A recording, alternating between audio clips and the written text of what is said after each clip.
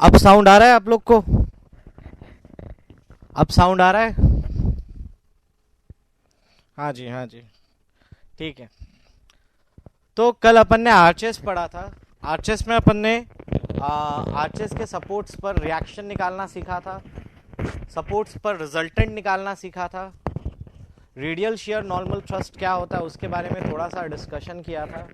उसके बाद to hinge arch अपन ने चालू करने की सोची थी, पर मैंने आपको क्या बताया था, क्योंकि two hinge arch statically indeterminate है 1 डिग्री से, तो टू हिंज आर्च को सॉल्व करने के पहले अपन को कास्टिग्लियानो थ्योरम 2 और कास्टिग्लियानो थ्योरम 1 मतलब स्ट्रेन एनर्जी मेथड पढ़ना होगा। क्लियर है मेरा बात? तो आर्चेस में आगे बढ़ने से पहले अपन स्ट्रेन एनर्जी मेथड पढ़ने का कोशिश करते। देखिए,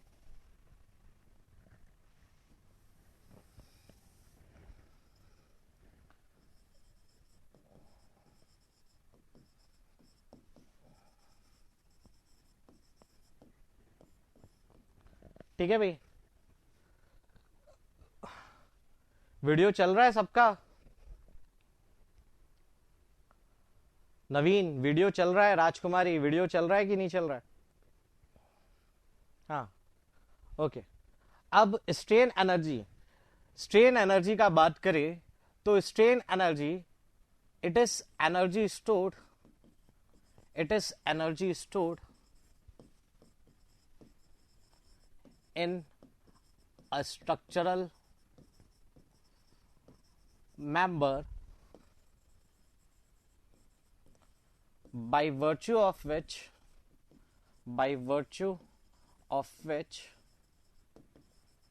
it is capable of doing work, it is capable of doing work।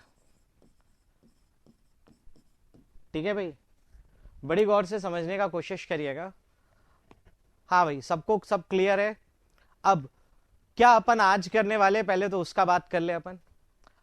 Chapter 3 जो फोर्थ मेथड ऑफ एनालिसिस है, साथ ही साथ ट्रस का स्ट्रेन एनर्जी, आर्च में स्ट्रेन एनर्जी, कास्टिग्लियानो थ्योरम 2 से टू हिंज आर्च को सॉल्व करना, ये सब करने के लिए आज अपन को पूरा और पूरा थ्योरी थोड़ा अपन को पढ़ना पड़ेगा। स्ट्रेन एनर्जी की थ्योरी पढ़नी पड़ेगी, डिफ्लेक्शन ऑफ बीम की थ्योरी, अपन को 2 चीज पढ़ना पड़ेगा। ये पूरा पढ़ने के बाद अपन ट्रस में स्ट्रेन एनर्जी निकालने के केपेबल हो जाएंगे, आर्च टू हिंज आर्च को सॉल्व करने के लिए केपेबल हो जाएंगे, साथ ही साथ में डिफ्लेक्शन ऑफ बीम्स के क्वेश्चन लगाने के केपेबल हो जाएंगे, और चैप्टर 3 जो आपका फोर्स मेथड ऑफ एनालिसिस है उसके पूरे क्वेश्चंस ऑलमोस्ट बनाने के केपेबल हो जाएंगे। क्लियर है मेरा बात? तो आज अपन शीट का क्वेश्चन नहीं बनाने वाले हैं, आज अपन पूरा काफी ज्यादा थ्योरी पढ़ने वाले। क्लियर है मेरा बात? देखते जाइएगा, और उसके मेरे क्वेश्चंस बनाने वाले। तो स्ट्रेन एनर्जी क्या होता है? किसी भी स्ट्रक्चरल सिस्टम में ये स्टोर्ड एनर्जी होता है जिसके कारण वो सिस्टम वर्क करने के केपेबल हो। से फॉर एग्जांपल मान लीजिए एक बार है, इस बार को मैंने पकड़कर खींच दिया, फिर छोड़ दिया। जब मैंने इस पर खींचा, मैंने इस पर कुछ फोर्स लगाया, फोर्स लगाने के कारण ये सर्टेन स्ट्रेन आया इसमें, फिर मैंने इसको छोड़ दिया और पीछे हट गया। अब बार पर फोर्स लगाया क्या? नहीं, अब बार पे कोई फोर्स नहीं लगा, पर फिर भी मैंने क्या देखा कि वो बार धीरे धीरे धीरे धीरे कर कर छोटा हो रहा था। क्यों छोटा हो रहा था?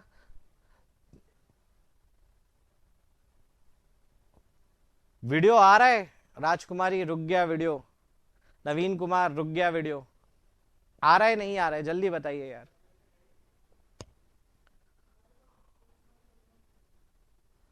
तो जब बार धीरे धीरे छोटा हो रहा था, उस पर कोई फोर्स नहीं लगा था, फिर भी वो छोटा हो रहा था।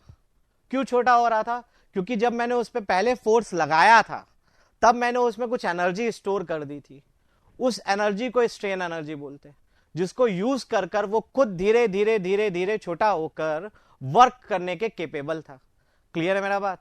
एक दूसरा बार है, इसको मैंने पकड़कर ऐसे बेंड कर दिया, जब मैंने इस पे फोर्स लगाया मैंने इस पे सर्टन एनर्जी स्टोर कर दिया, मैंने फोर्स लगा के इसमें डिस्प्लेसमेंट देके उस पे वर्क किया, कुछ एनर्जी स्टोर कर दिया, फिर मैंने बार को छोड़ दिया।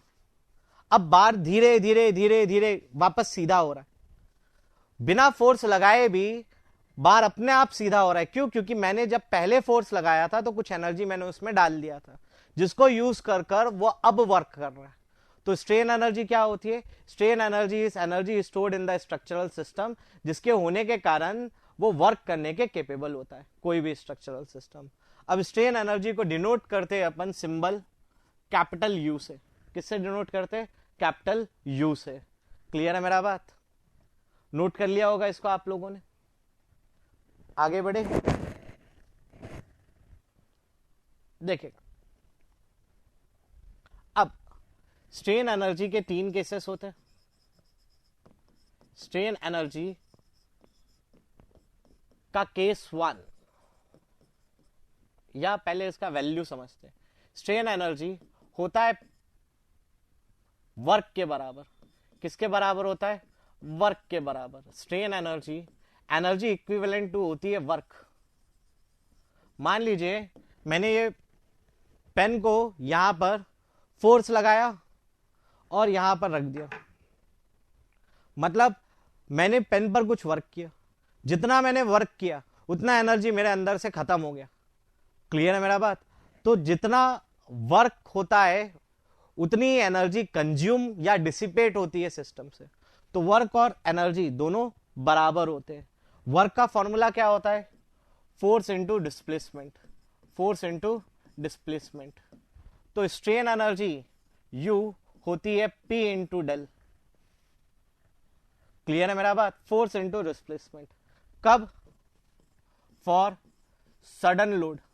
जब सडनली अप्लाइड लोडिंग होती है, लोड सडनली अप्लाई होता है, तो P इंटू डेल का स्ट्रेन एनर्जी स्टोर होता है। वही स्ट्रेन एनर्जी होती है बराबर half of P into del for gradually applied load. जब लोड का एप्लीकेशन ग्रेजुअल होता है, जब लोड धीरे से लगता है। समझने का कोशिश करिएगा। मान लीजिए ये एक बार है, इस पर अभी लोड कितना लगा है? अभी लोड लगा है बाबा 0। अब मैंने इस पर लोड लगाया P का।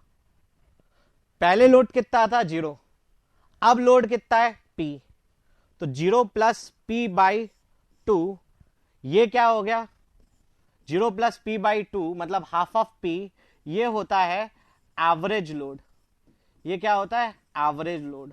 मतलब जब लोड आप स्टार्टिंग में ग्रेजुअल एप्लीकेशन में पहले लोड 0 होता है, बाद में लोड का वैल्यू होता है, तो average load 0 plus P by 2 that is half of P होता है। वही जब लोड सडनली लगाते हैं।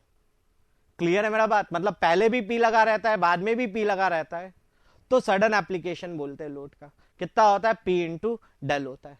नोट कर लिया इसको आप लोगों ने? नोटेड लिखते जाइएगा अगर नोट कर लिया होगा तो। ठीक, बाकी ठीक है। अब स्ट्रेन एनर्जी के अपन को 2 केस पढ़ने हैं। When structural system is subjected to axial load and when structural system is subjected to bending.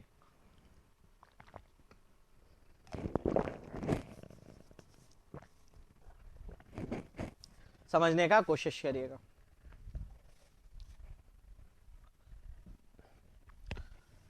Strain energy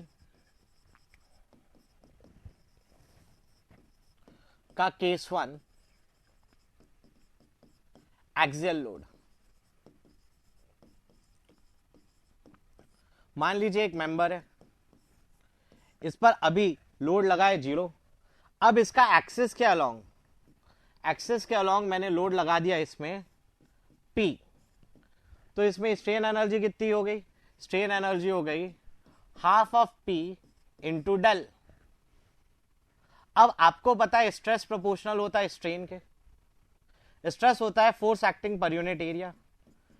proportionality हटाते तो इलास्टिसिटी आती है। स्ट्रेन क्या होता है? Change in length upon original length. तो आपको पहले से पता है डेल बराबर होता है PL अपॉन AE। डेल बराबर क्या होता है? PL upon AE। तो यहां पर डेल का वैल्यू डालेंगे तो कितना हो जाएगा? P square L upon 2AE। कितना हो जाएगा? P square L upon 2AE। तो strain energy in case of axial loading का फॉर्मूला क्या हो गया? P square L upon 2AE।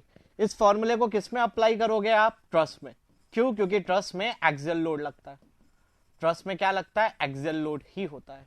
तो ट्रस में स्ट्रेन एनर्जी का फॉर्मूला क्या हो गया? P²L/2AE। याद रहेगा आप लोग को ये? कोई डाउट इसमें किसी को? नोट कर लिया तो नोटेड लिखते जाइएगा, ठीक है। अब गाड़ी बढ़ाते आगे। अब आते हैं अपन केस 2 पर, स्ट्रेन एनर्जी का। केस 2, पहला केस क्या था? एक्सियल लोड का, member subjected to axial loading. दूसरा केस क्या है? बेंडिंग का, मेंबर सब्जेक्टेड टू बेंडिंग। ऐसे स्ट्रक्चर जिसमें बेंडिंग होने वाला है, जैसे कि बीम या बिल्डिंग फ्रेम। क्लियर है मेरा बात? इसमें स्ट्रेन एनर्जी का फॉर्मूला, उसमें फॉर्मूला क्या था? Half of P into del. उसमें फॉर्मूला था half of P into del. किसमें? एक्सियल के केस में। बेंडिंग के केस में मैं फॉर्मूला लिख रहा हूं half of M into theta. ठीक है, ये किसके केस में लिखा है मैंने? बेंडिंग के केस में लिखा है। क्लियर है मेरा बात? मतलब जब एक्सियल का केस था तो फोर्स इंटू डिफ्लेक्शन, बेंडिंग का केस है तो मूवमेंट इंटू रोटेशन। कोई डाउट इसमें किसी को? पक्का बीच बीच में लिखते जाइएगा, no doubt, noted, done sir, लिखते जाओ तो मेरे को पता रहे कि तुम लोग जिंदा हो। क्लियर है मेरा बात? अब स्मॉल स्ट्रेन एनर्जी कितनी हो जाएगी? स्मॉल स्ट्रेन एनर्जी हो जाएगी स्मॉल रोटेशन के कारण। क्लियर है मेरा बात? थीटा क्या होता है? थीटा होता है DY by D X. D theta by D X कितना हो जाएगा? d²y by dx²। तो डी थीटा कितना हो जाएगा? d²y by dx² into dx। ये डी थीटा का वैल्यू हो गया। क्लियर है मेरा बात? यहां दोनों साइड इंटीग्रेशन लगा दिया। du का इंटीग्रेशन क्या हो जाएगा? du का इंटीग्रेशन हो जाएगा u, half m integration of D theta. Clear है मेरा बात? देखते जाइएगा। अब डी थीटा कितना होता है? d²y by dx² into dx। याद करो, आपने एक मूवमेंट कर्वेचर रिलेशनशिप पढ़ा होगा सोम में। मूवमेंट कर्वेचर रिलेशनशिप क्या पढ़ा होगा आपने? कि EI d²y बाई dx² ये बराबर होता है मूवमेंट एट पॉइंट x के। तो d²y बाई dx² कितना हो जाएगा? d²y by dx² mx by EI हो जाएगा। क्लियर है मेरा बात? समझ आया? कोई डाउट इसमें किसी को? तो d²y बाई dx² हो जाएगा mx बाई EI। उस mx बाई EI को यहां पर डाल लेंगे तो डी थीटा की जगह पर क्या लिख सकते? डी थीटा की जगह पर लिख सकते mx बाई EI। क्लियर है मेरा बात? डी थीटा की जगह पर क्या लिख दिया? d²y बाई dx² की जगह mx बाई EI लिख दिया इंटू dx। क्लियर है मेरा बात? तो स्ट्रेन एनर्जी का फाइनल फॉर्मूला क्या बना? स्ट्रेन एनर्जी का फाइनल फॉर्मूला बना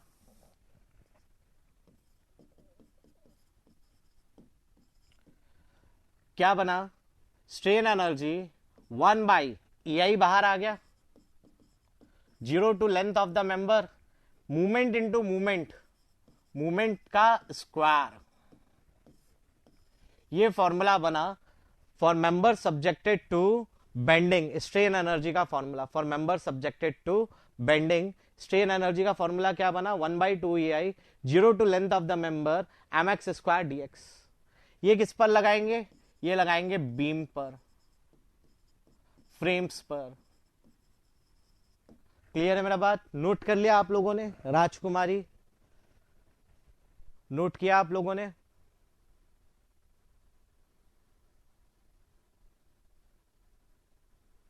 ठीक। तो इन शॉर्ट मैं आपको क्या बोल रहा हूं, ये डेरिवेशन कोई काम का नहीं है। इन शॉर्ट मैं आपको क्या बोल रहा हूं कि ट्रस के लिए आपको फॉर्मूला क्या यूज करना है? ट्रस के लिए फॉर्मूला यूज करना है आपको ये P²L/2AE। और बीम के लिए क्या फॉर्मूला यूज करना है? बीम के लिए फॉर्मूला यूज करना है 1/2EI 0 to L mx² dx। Clear है मेरा बात? ठीक। अब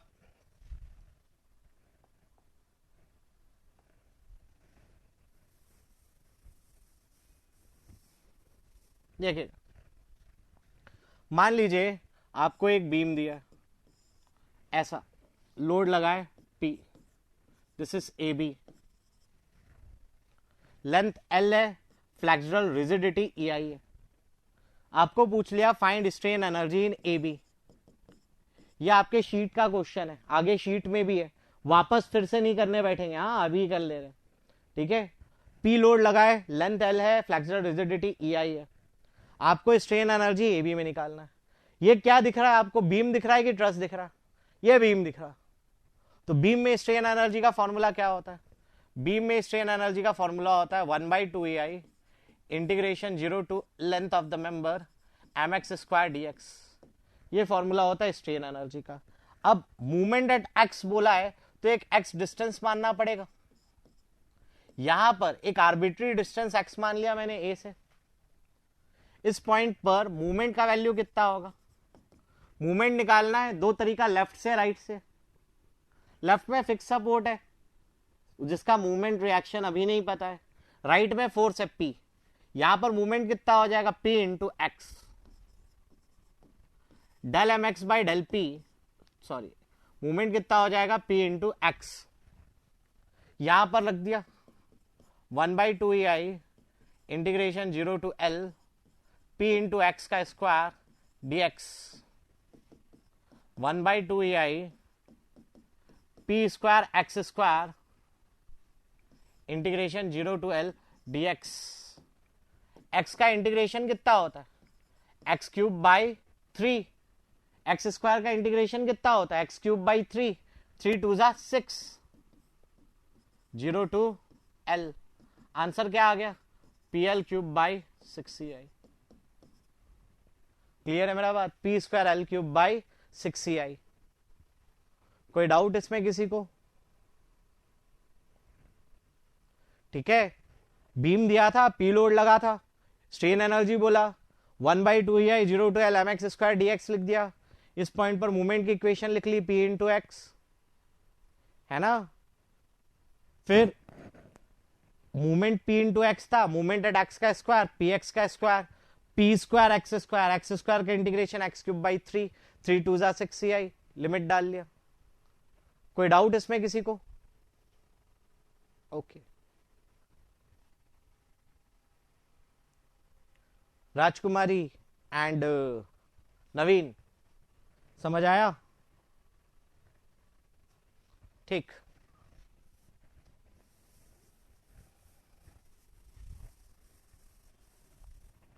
मान लीजिए क्वेश्चन है आपको,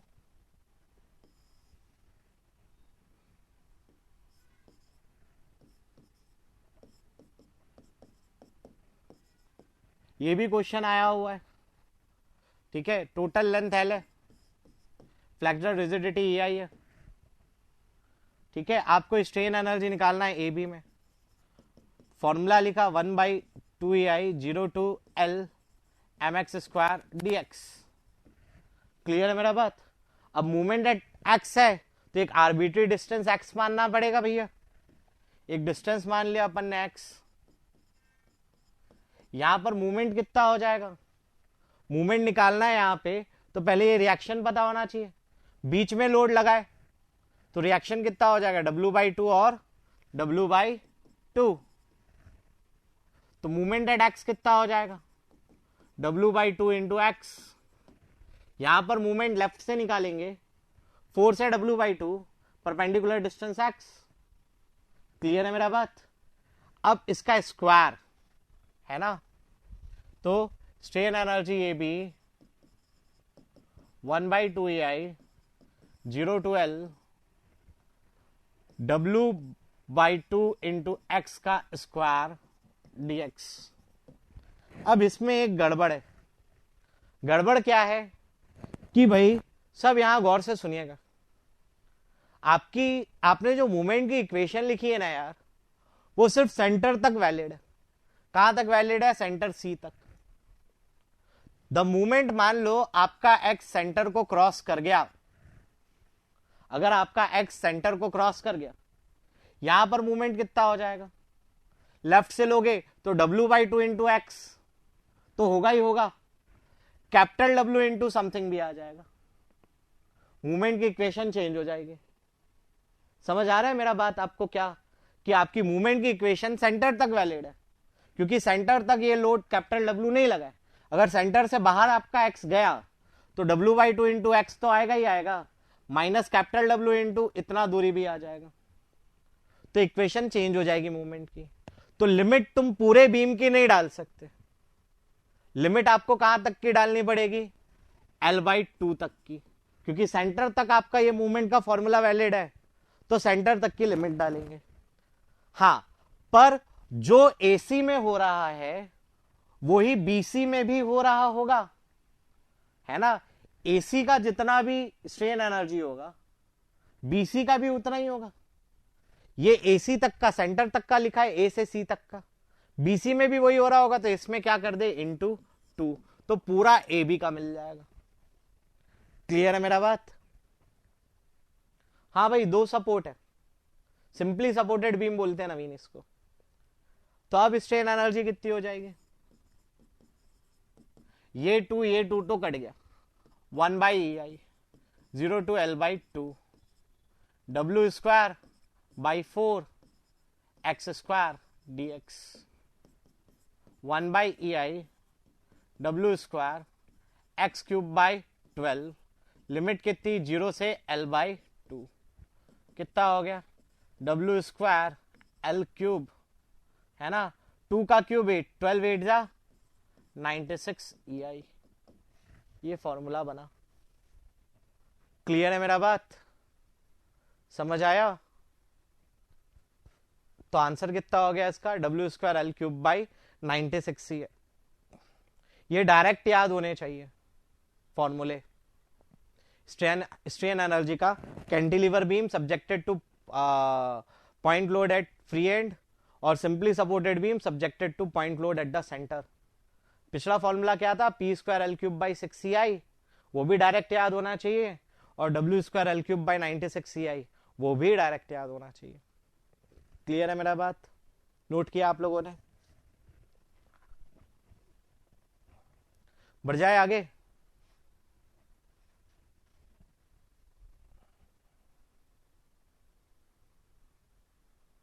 ठीक, अब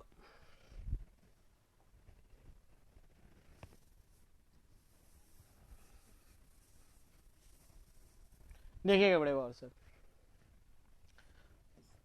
इसका स्ट्रेन एनर्जी निकालना, UDL है, W किलो न्यूटन पर मीटर का, this is A, this is B, length is L, flexural rigidity CI। Strain energy क्या हो जाएगा? 1/2 EI 0 to L mx² dx। Movement at x निकालना है, एक आर्बिट्री डिस्टेंस x मान लिया, यहां पर मूवमेंट कितना हो जाएगा? यहां मूवमेंट निकालना है, राइट से निकालेंगे, प्रत्येक मीटर पर W kilo newton, x metre पर कितना? W इंटू एक्स, x के बीचों बीच x/2, तो मूवमेंट कितना हो गया? WX²/2। क्लियर है मेरा बात? अब स्ट्रेन एनर्जी के फॉर्मूले में डाला, 1/2 EI 0 to L, movement at x का स्क्वायर, मतलब उसका स्क्वायर, W² x⁴/4, इंटीग्रेट किया, 1/2 EI W² x⁵5/5 4 जा 20, लिमिट कितना? 0 से L। आंसर कितना हो गया? W² L⁵5/40 EI। क्लियर है मेरा बात?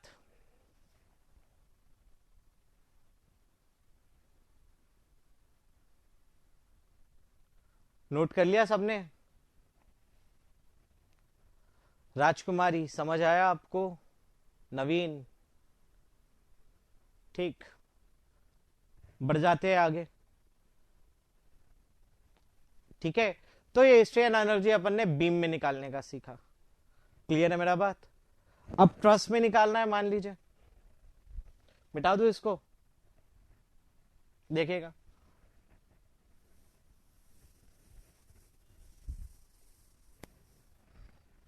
मान लीजिए एक ट्रस है, ये भी शीट का क्वेश्चन है आपके।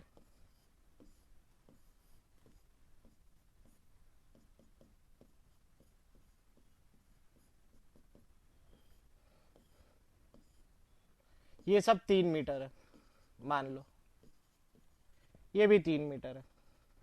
ये है एक्स वाई, ठीक है, ए ई कांस्टेंट है। यहां एक लोड लगा है 200 किलो न्यूटन। ये क्वेश्चन भी आपके शीट में है, डेटा चेंज होगा, खुद से कर लीजिएगा। ठीक है, 3 की जगह शायद 4 मीटर होगा। क्लियर है मेरा बात? आपको स्ट्रेन एनर्जी निकालना है मेंबर एक्स वाई में, कि मेंबर एक्स वाई में स्ट्रेन एनर्जी कितना होएगा। क्लियर है मेरा बात? तो एक्स वाई में स्ट्रेन एनर्जी निकालना है। फॉर्मूला क्या है भैया? ये ट्रस है तो स्ट्रेन एनर्जी का फॉर्मूला होगा P square L upon 2a। ये फॉर्मूला होगा। एल पता है, एक्स वाई का लेंथ है 3 मीटर, एरिया इलास्टिसिटी कांस्टेंट है, ए के टर्म में आंसर निकालना है। तो आपको क्या निकालना है? पी निकालना है। पी क्या है? Axial force in member X Y. Member X Y में एक्सियल फोर्स निकालना होगा, तो मेथड ऑफ ज्वाइंट लगाओगे कि मेथड ऑफ सेक्शन लगाओगे? हाँ, सिंपली सपोर्ट में यूडीएल का स्ट्रेन एनर्जी खुद से बना लेना नवीन। ठीक है, एग्जैक्टली पिछला क्वेश्चन था वैसा ही होएगा। ठीक है, चलिए अब तो एक्स वाई में आपको स्ट्रेन एनर्जी निकालना है। मेथड ऑफ ज्वाइंट से लगाओगे बहुत लंबा जाएगा। मेथड ऑफ सेक्शन लगाया। मेथड ऑफ सेक्शन में आप सबको समझ आया होगा कि कट लगाया जाना चाहिए ऐसे कि 3 मेंबर कटे।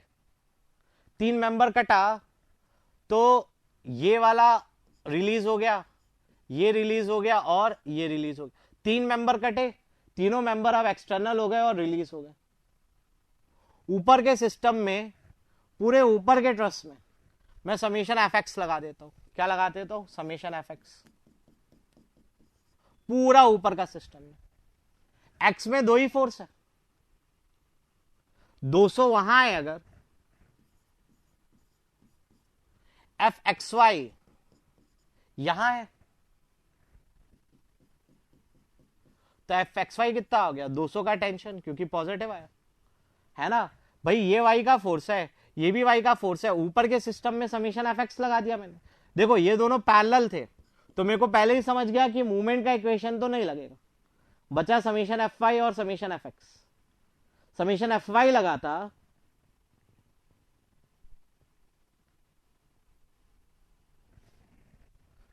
सर हमसे बना नहीं, डैट सोम की क्लास में करवा देना प्लीज। क्या क्या तो एक तुम लोग लिखते हो ना बाबा नवीन, उसको थोड़ा साफ शब्दों में लिखो, मेरे को समझ भी आए। हिंदी या इंग्लिश या मलयालम या संस्कृत, ये 4 भाषाएं दी है मैंने तुमको, इसमें से कुछ यूज करके आप लिखो। क्लियर है मेरा बात? ठीक है, तो भाई ये वाई का फोर्स था, ये वाई का फोर्स था, समीशन एफ वाई लगाकर ये एलिमिनेट नहीं होते, तो समीशन एफ एक्स लगा दिया। एक्स में 2 ही फोर्स है, अगर वो 200 यहां है तो इसको 200 यहां होना पड़ जाएगा, तो एफ एक्स वाई प्लस 200 आ गया। तो स्ट्रेन एनर्जी कितना हो गया? 200 का स्क्वायर, लेंथ कितनी है? 3 मीटर, अपॉन 2 AE। सॉल्व करके फिर जो भी आए, है ना? कितना आता है सॉल्व करके, फिर भी बताइए।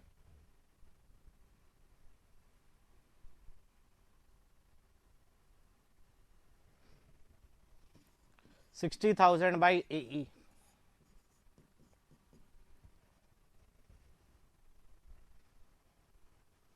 क्लियर है मेरा बात? कोई डाउट? नोट कर लीजिए फटाफट।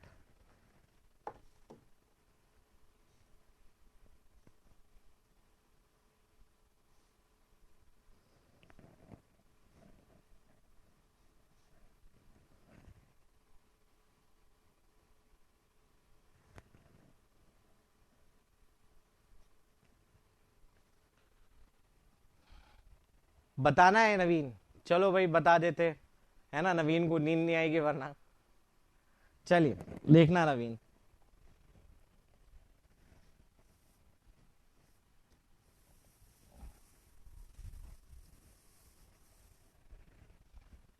Simply supported beam subjected to UDL, strain energy निकालने का है, W किलो न्यूटन पर मीटर है, लेंथ है L, ये कितना हो जाएगा WL/2, रिएक्शंस आधे आधे हो जाएंगे।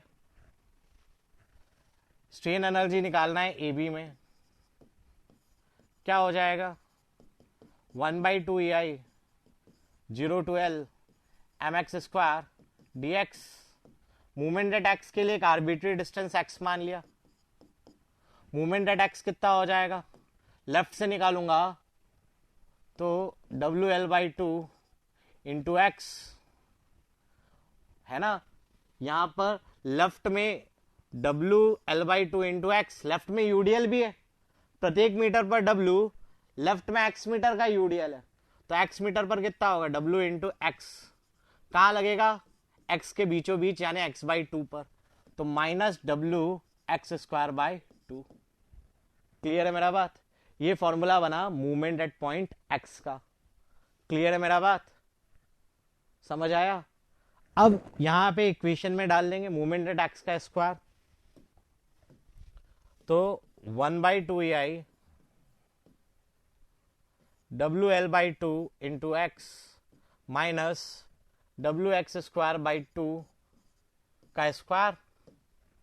अब नवीन इसको खोलिएगा, A² plus B² minus 2AB, फिर x का इंटीग्रेशन करिएगा, लिमिट डालिएगा x की जगह L। अभी भी बताना है कि बना लोगे, जल्दी बताओ।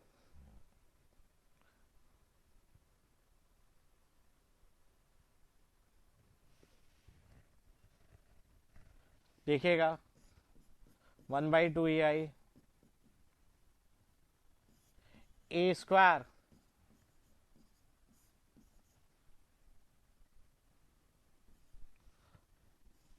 Plus B² minus 2A into B। 2 से 2 कट गया, x इंटू x² x³, ठीक है, W इंटू W² तो इसको मिटा दिया। ये क्या किया, ठीक है ना। अब x का लिमिट डालते जाना भाई, यहां x² का इंटीग्रेशन x³/3, 3 4 12, x की पावर 5/4 20, x का पावर 4/8, x की जगह L डालना, ऐड सब्सट्रैक्ट करना, ठीक है भाई। अब गाड़ी बढ़ाते आगे, ये ट्रस का स्ट्रेन एनर्जी हो गया।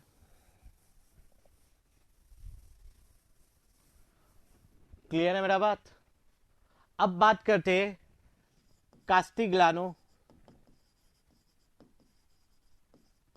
Theorem 1, Castigliano theorem 1।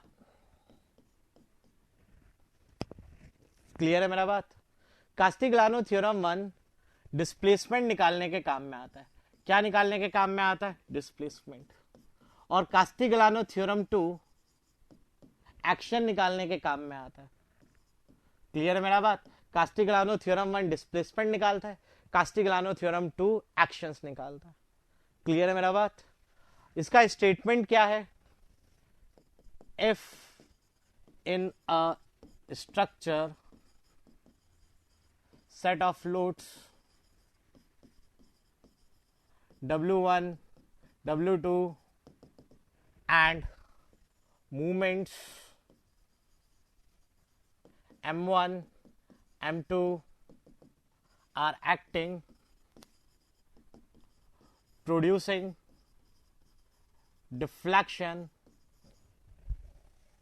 deflections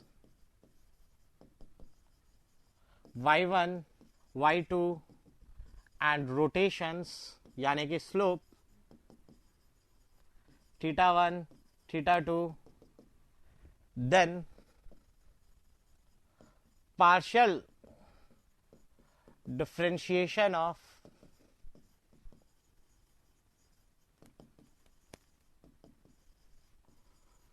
total strain energy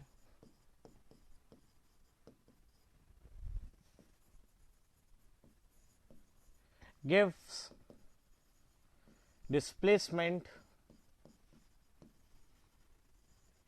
in direction of action, in direction of action.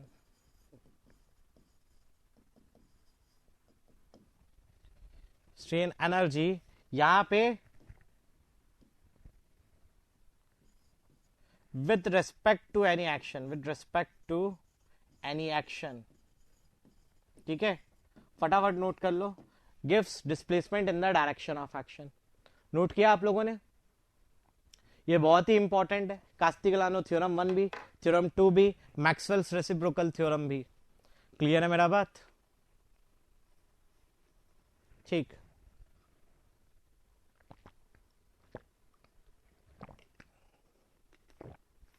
Dhananjay, late आते हो यार धनंजय तुम. हाँ,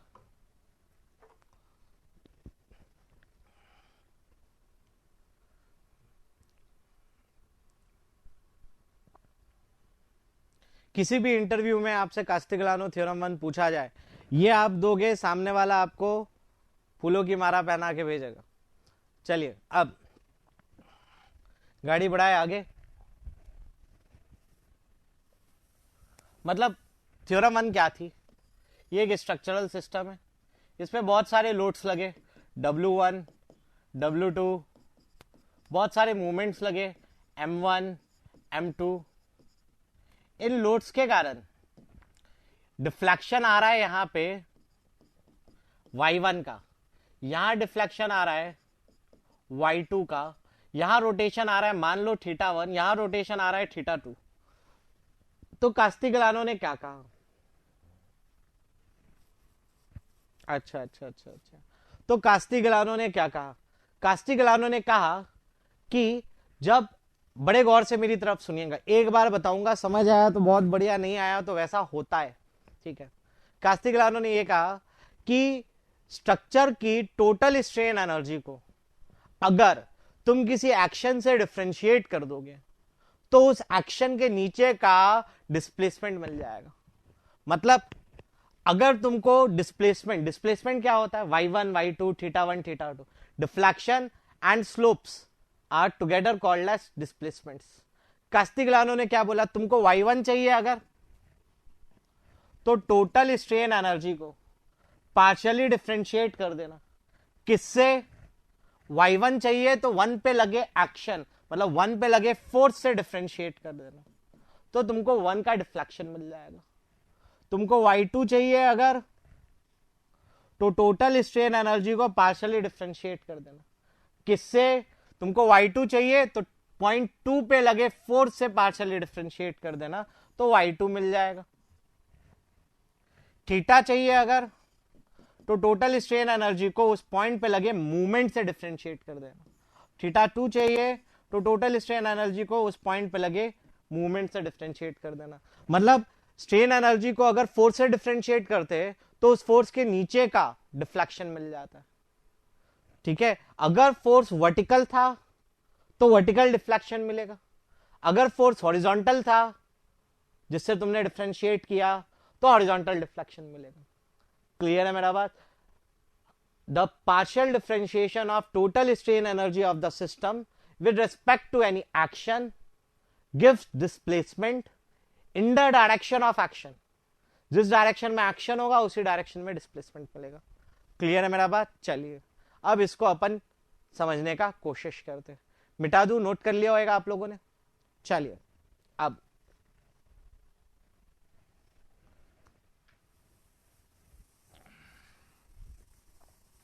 मतलब बड़े गौर से देखिएगा, ठीक है. ये कैंटिलीवर बीम है, इस पे तुमको लेंथ एल है, फ्लेक्सुरल रिजिडिटी ई आई है. तुमको चाहिए ए पे डिफ्लेक्शन कितना होएगा. ए पे डिफ्लेक्शन, अगर एक पॉइंट लोड लगाए ए पे, तो ए पे डिफ्लेक्शन कितना होएगा. क्लियर है मेरा बात? तो यार आपको पहले से पता होना चाहिए, cantilever beam subjected to point load acting at free end, A पे डिफ्लेक्शन कितना होता है? पी एल क्यूब बाई 3 है ना, या डब्ल्यू एल क्यूब बाई 3 ये पहले से आपको रटा होना चाहिए, एकदम नींद में भी कोई उठा के पूछे तो रटा होना चाहिए। अब वो लेके आने का है भैया, अभी तो सीख रहे हैं अपन। तो ए पे डिफ्लेक्शन चाहिए। कास्टिग्लियानो ने क्या बोला? कास्टिग्लियानो ने बोला तुमको ए पे डिफ्लेक्शन चाहिए, टोटल स्ट्रेन एनर्जी को पार्शियली डिफ्रेंशिएट कर दो ए पे लगे लोड से। ए पर लोड कितना है? पी। ए पे डिफ्लेक्शन चाहिए तो ए पे लगे लोड से डिफ्रेंशिएट कर दो तो मिल जाएगा। अच्छा यू कितना होता था? यू होता था 1/2 EI 0 to L mx² dx, ये होता था बाबा यू। तो del you by del P कितना होगा? इसको पी के रेस्पेक्ट में डिफ्रेंशिएट करना है, 1/2 EI 0 to L। यार इसमें अगर पी स्क्वायर होता तो 2p हो जाता डिफ्रेंशिएशन, है ना। अगर पी स्क्वायर होता तो डिफ्रेंशिएशन 2p हो जाता, पर mx स्क्वायर है। Movement is function of p, movement p पर डिपेंड करता है ना, movement is a function of p। तो मूवमेंट स्क्वायर का डिफ्रेंशिएशन p का रेस्पेक्ट में क्या हो जाता है? 2mx तो हुआ ही हुआ, del mx by del P भी हो गया। क्या हो गया? Del mx by del P भी हो गया dx, है ना भैया। मतलब y इक्वल्स एक्स स्क्वायर होता है तो dy बाई डी एक्स कितना होता है? 2x बस। पर y इक्वल्स टी स्क्वायर है और dy बाई डी एक्स बोला है, और t फंक्शन है x का, t is a function of x, तो डिफरेंशिएशन कितना होता है? 2t dt by D x, है ना। मैथ्स क्लास 11th पता होएगा आप लोग को, नहीं होएगा ये भी मेरे को पता है, ठीक है। चलिए तो यहां से 2 और 2 कट गया, तो बाबा del you by del P का फॉर्मूला क्या बना? 1/EI 0 to L mx del mx by del P dx। ये आपका इस पूरे चैप्टर का सबसे इंपॉर्टेंट फॉर्मूला। 2 फॉर्मूले अभी तक बताए, P square L upon 2E strain energy interest, 1/2EI mx square dx integration 0 to L strain energy in beams building frames.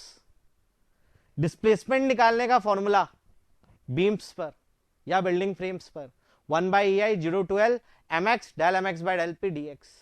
Note कर लिया होगा आप लोगों ने।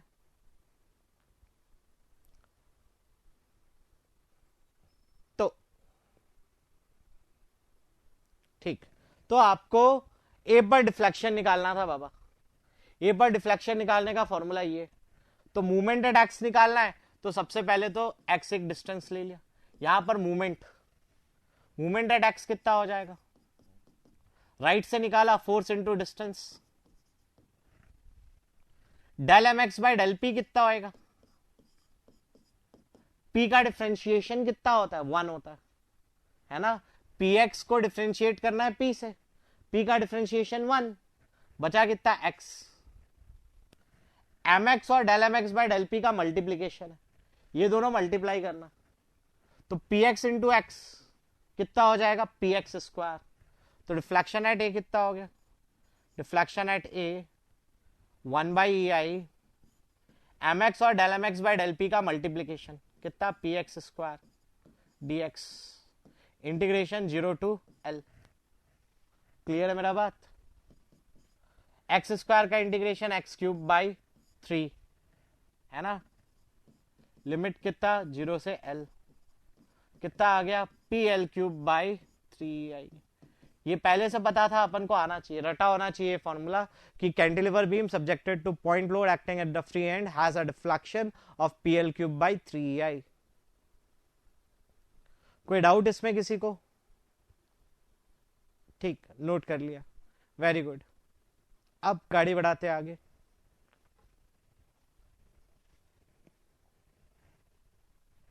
ठीक है, मान लीजिए आपको डिफ्लेक्शन निकालने का है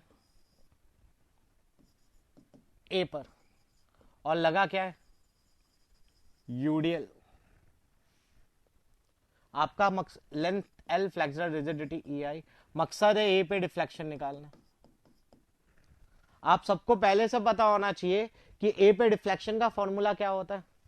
ए पे डिफ्लेक्शन का फॉर्मूला होता है WL4/ATI। ये रटा होना चाहिए आप लोग को पहले से। क्लियर है मेरा बात?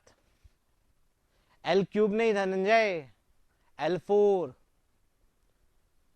ठीक, अब आपको ए पे डिफ्लेक्शन निकालना। ए पर डिफ्लेक्शन निकालने के लिए लोड लगा था W किलो न्यूटन पर मीटर का, यूडीएल। ए पे डिफ्लेक्शन निकालना था, आपने फॉर्मूला लिखा डेल्यू बाई क्या लिखेंगे? पिछली बार में ए पर डिफ्लेक्शन निकालना, सब यहां देखिए, है ना। कई लोग निकालने की कोशिश कर रहे हैं, मत करिए, गलत करोगे।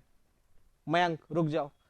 सबसे पहले ए, लास्ट क्वेश्चन में ए पे डिफ्लेक्शन निकालना था। कास्टिग्लियानो ने क्या बोला था? ए पे डिफ्लेक्शन चाहिए तो टोटल स्ट्रेन एनर्जी को ए पर लगे लोड से डिफरेंशिएट कर दो। क्लियर है मेरा बात? इस बार क्या है? ए पर डिफ्लेक्शन निकालना। कास्टिग्लियानो ने क्या बोला? टोटल स्ट्रेन एनर्जी को ए पर लगे लोड से डिफरेंशिएट कर दो। ए पर तो लोड ही नहीं है बाबा। आप बोलोगे सर ये स्मॉल डब्ल्यू है, ये स्मॉल डब्ल्यू तो पूरी बीम पे। ए पर कहा है? ए पर डब्ल्यू इंटू जीरो का लोड है। तो जब भी ऐसा हो कि वहां पर आपको लोड ना हो, तो बाबा लोड लगाना पड़ेगा। क्या करना पड़ेगा? लोड लगाना पड़ेगा। क्लियर है मेरा बात? ए पर डिफ्लेक्शन चाहिए था, ए पर लोड नहीं था, तो एक इमेजिनरी लोड ए पर लगाया जाए। ए पर मैंने एक इमेजिनरी लोड लगाया, जिसका मान कितना ले लिया मैंने? पी। क्लियर है मेरा बात? पी का मैंने एक इमेजिनरी लोड लगा दिया। तो ए पर डिफ्लेक्शन चाहिए तो डेल्यू बाई डेल पी कर दो। फॉर्मूला क्या बन गया? 1/EI 0 to L mx square, 1/EI mx del mx by del P dx। Del U by del P का फॉर्मूला अभी पीछे लिखा था अपन ने। अब मूवमेंट एट एक्स चाहिए, तो एक्स पर मूवमेंट, यहां पर मूवमेंट कितना हो जाएगा भैया? मूवमेंट एट एक्स हो जाएगा P into X plus, right में यूडीएल भी तो है, राइट में पॉइंट लोड है तो P इंटू एक्स लिख दिया। राइट में यूडीएल भी तो है, प्रत्येक मीटर पर W, x मीटर पर W इंटू एक्स, लगा बीचों बीच x/2 पे, तो WX square by 2। Del mx by del P कितना हो जाएगा? इसमें P है, P का डिफरेंशिएशन कितना? 1, तो बचा x। इसमें तो P ही नहीं है, P से डिफरेंशिएट करना है, इसमें P है ही नहीं, तो इसका डिफरेंशिएशन कितना हो गया? 0। अब mx और del mx by del P को मल्टीप्लाई करने का है ना, mx और del mx by del P को मल्टीप्लाई करने का करते भैया। 1/EI 0 to L मल्टीप्लाई किया तो कितना हो गया? px square plus WX³ by 2। Clear है मेरा बात? क्या वाकई में P था क्या? वाकई में तो P नहीं था। P अपन ने अपने मकसद के लिए लगाया था, अपना मकसद हो गया। अब P का वैल्यू क्या डाल लेंगे? अब P का वैल्यू अपन ने डाल दिया 0, क्योंकि एक्चुअल में क्वेश्चन में तो P नहीं था, तो ये तो गायब हो गया। बचा ये, इसका इंटीग्रेशन, x³ का इंटीग्रेशन x4/4, 4 2 जा 8 EI, लिमिट 0 से L, कितना हो गया? WL4/ATI। यही आना था। क्लियर है मेरा बात? बढ़ जाए आगे, कोई डाउट? पक्का? ठीक, नोट कर लो फटाफट। हाँ भैया राजकुमारी, क्या हो गया? टफ लग रहा है?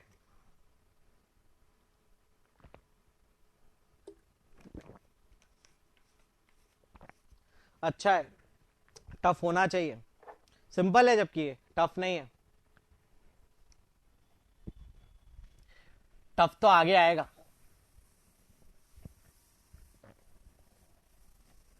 देखिएगा, मान लीजिए cantilever beam, length L, flexural rigidity EI,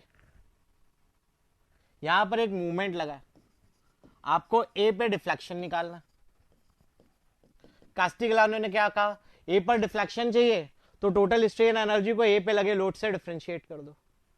ए पर तो लोड ही नहीं है भैया, ए पे डिफ्लेक्शन चाहिए, तो कास्टिग्लियानो ने क्या बोला, टोटल स्ट्रेन एनर्जी को ए पे लगे लोड से डिफरेंशिएट करो। ए पे लोड ही नहीं है तो ए पे लोड लगाना पड़ेगा, तो ए पे एक इमेजिनरी लोड लगा दिया अपन ने पी, और क्या कर दिया, del you by del P. Del you by del P का फॉर्मूला क्या होता है, 1 by E I 0 to L M X del M x by del P D X. अब मूवमेंट एट एक्स चाहिए तो एक आर्बिट्री डिस्टेंस एक्स मान लिया, यहां पर मूवमेंट कितना होएगा, p into X plus M. यहां मूवमेंट राइट से निकाला, force into distance plus clockwise movement. p into X भी क्लॉकवाइज था, मूवमेंट भी क्लॉकवाइज था। सबको यार तुम लोग को मूवमेंट निकालते तो आता होगा, ऐसा मेरे को लगता है, ठीक है। Del M x by del P कितना हो जाएगा, p का डिफ्रेंशिएशन 1 बचा x, m का डिफ्रेंशिएशन 0, मल्टीप्लाई किया P x square plus m x, deflection at A 1 by E I 0 to L d x. क्या वाकई में p था क्या, नहीं वाकई में p नहीं था, p तो अपन ने अपने काम के लिए लगाया था, अपना काम तो हो गया, तो p का वैल्यू कितना डाल दिया 0, p का वैल्यू कितना डाल दिया 0। एम एक्स का इंटीग्रेशन कितना हो गया, deflection at A, m x का इंटीग्रेशन हो गया m x square by 2ei, limit डाल दिया 0 से l, तो डिफ्लेक्शन एट ए कितना हो गया M L square by 2ei। यही आना चाहिए था formula. Cantilever beam subjected to clockwise movement at the free end has a downward deflection of M L square by 2ei।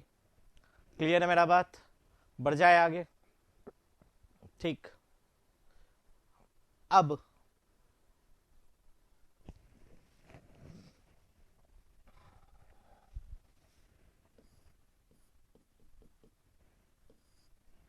है ना, suppose this is 5 meters 4 meters, a load is acting 50 kilo 100 kilo 50 kilo newton ही ले लो यार। Clear है मेरा बात, this is A, this is B and this is C.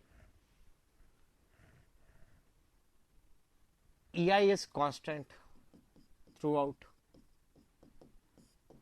Find vertical deflection at A and horizontal deflection at A. ये strain energy के अलावा और कोई मेथड से इजीली नहीं निकलेगा। क्लियर है मेरा बात, ये आपका होमवर्क है जो आपको कल कर लाना है, पूरा मतलब कोशिश करना है, एकदम पूरी कोशिश करना, कास्टिग्लियानो थ्योरम वापस से पढ़ना, पूरी कोशिश करना इसको बनाने की और कल बनाकर लेके आना, ठीक है। मैं कल क्लास में इसको वापस करवाऊंगा।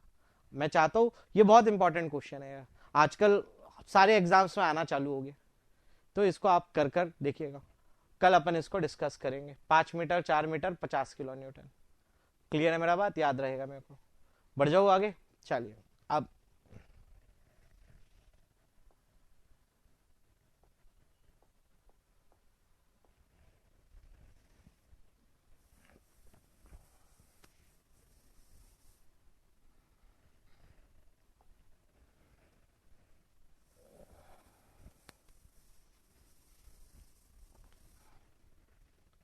अब बात करते कास्टिग्लियानो थ्योरम 2 का बारे में।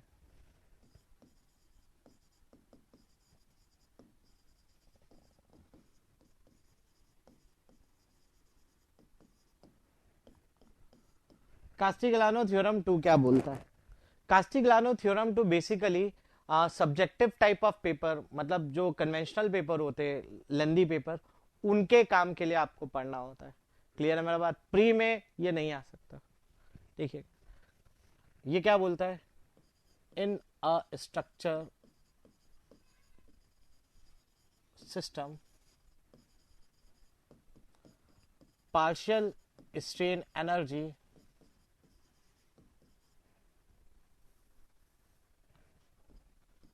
differentiation of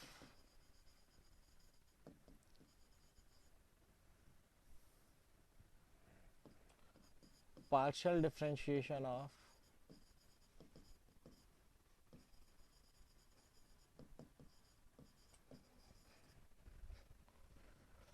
total strain energy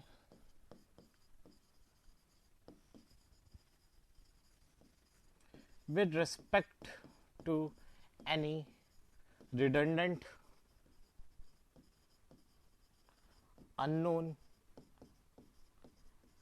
action gives when equated to 0 gives the unknown itself, unknown action itself, i.e. strain energy is minimized. Strain energy is minimized. Note करिए, फिर बात करते हैं इसके बारे में.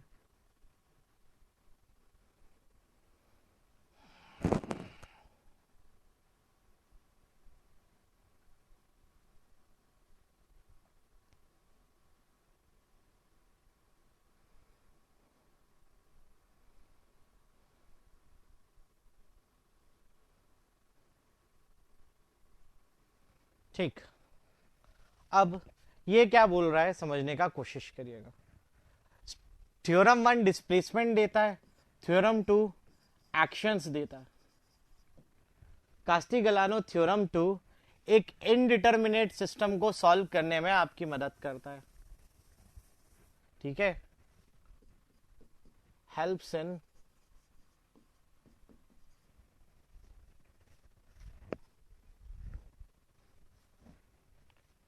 analyzing an indeterminate system. Indeterminate structure को solve करने में आपकी मदद करता है. ठीक है, कैसे देखते जाइएगा. मान लीजिए, मिटा दूं. अच्छा, ये क्या बोलता है, मान लो एक सिस्टम है जिसपे बहुत सारे लोड्स लगे, W1 लगा है, W2 लगा है, मूवमेंट लगा है, साथ ही यहां पर सपोर्ट्स भी है. एक रोलर सपोर्ट है ऐसा, एक हिंज सपोर्ट है ऐसा, एक फिक्स सपोर्ट है ऐसा.